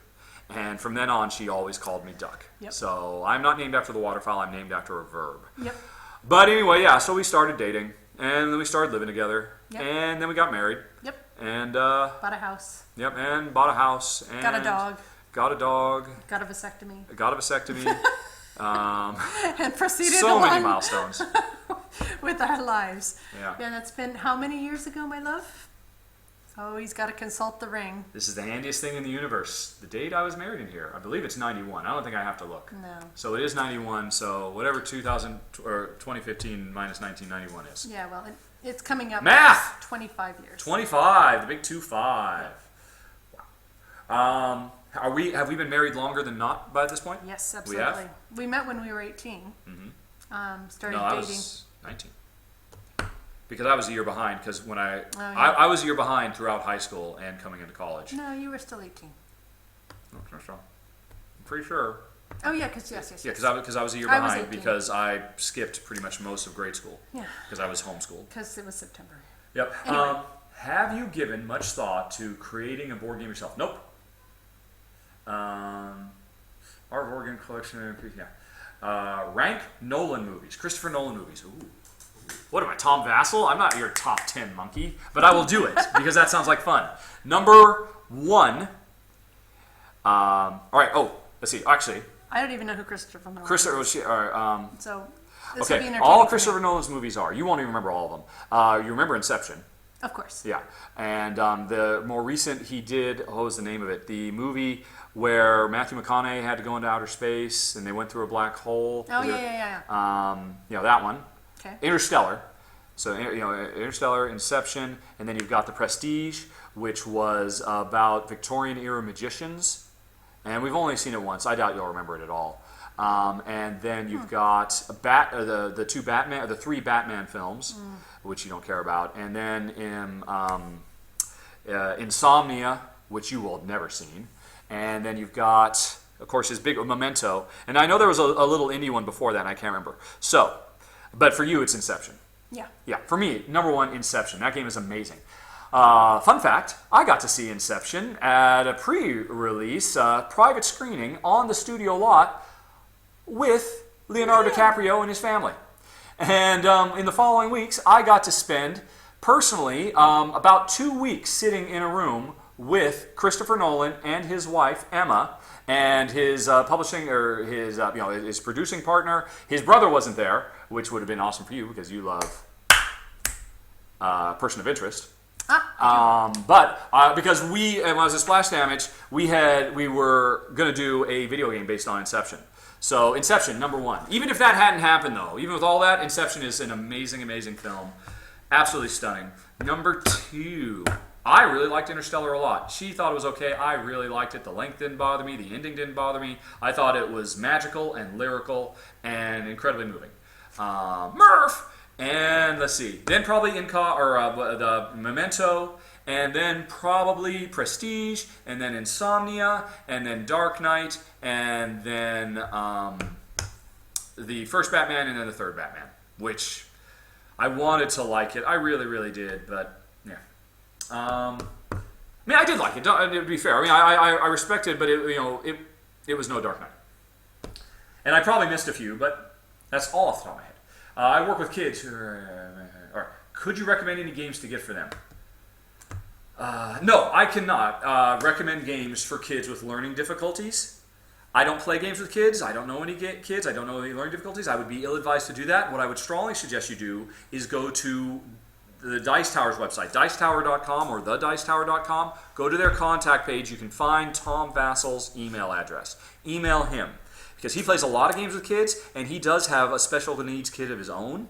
And so I can think of no one in the world better suited to answer that question and give you some very, very good suggestions. Let's see. Have you brought out Ticket to Ride with... Oh, not talking to him. Do you love Israel?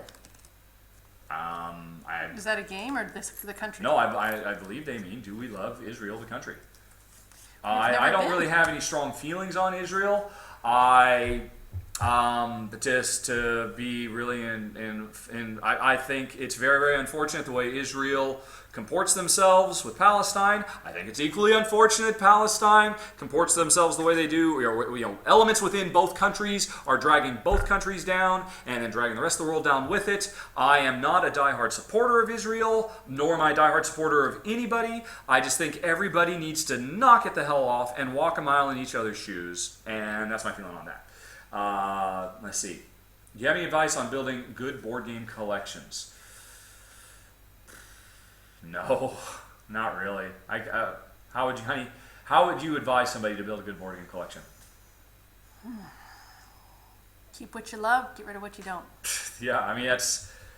find a board game group, play with them.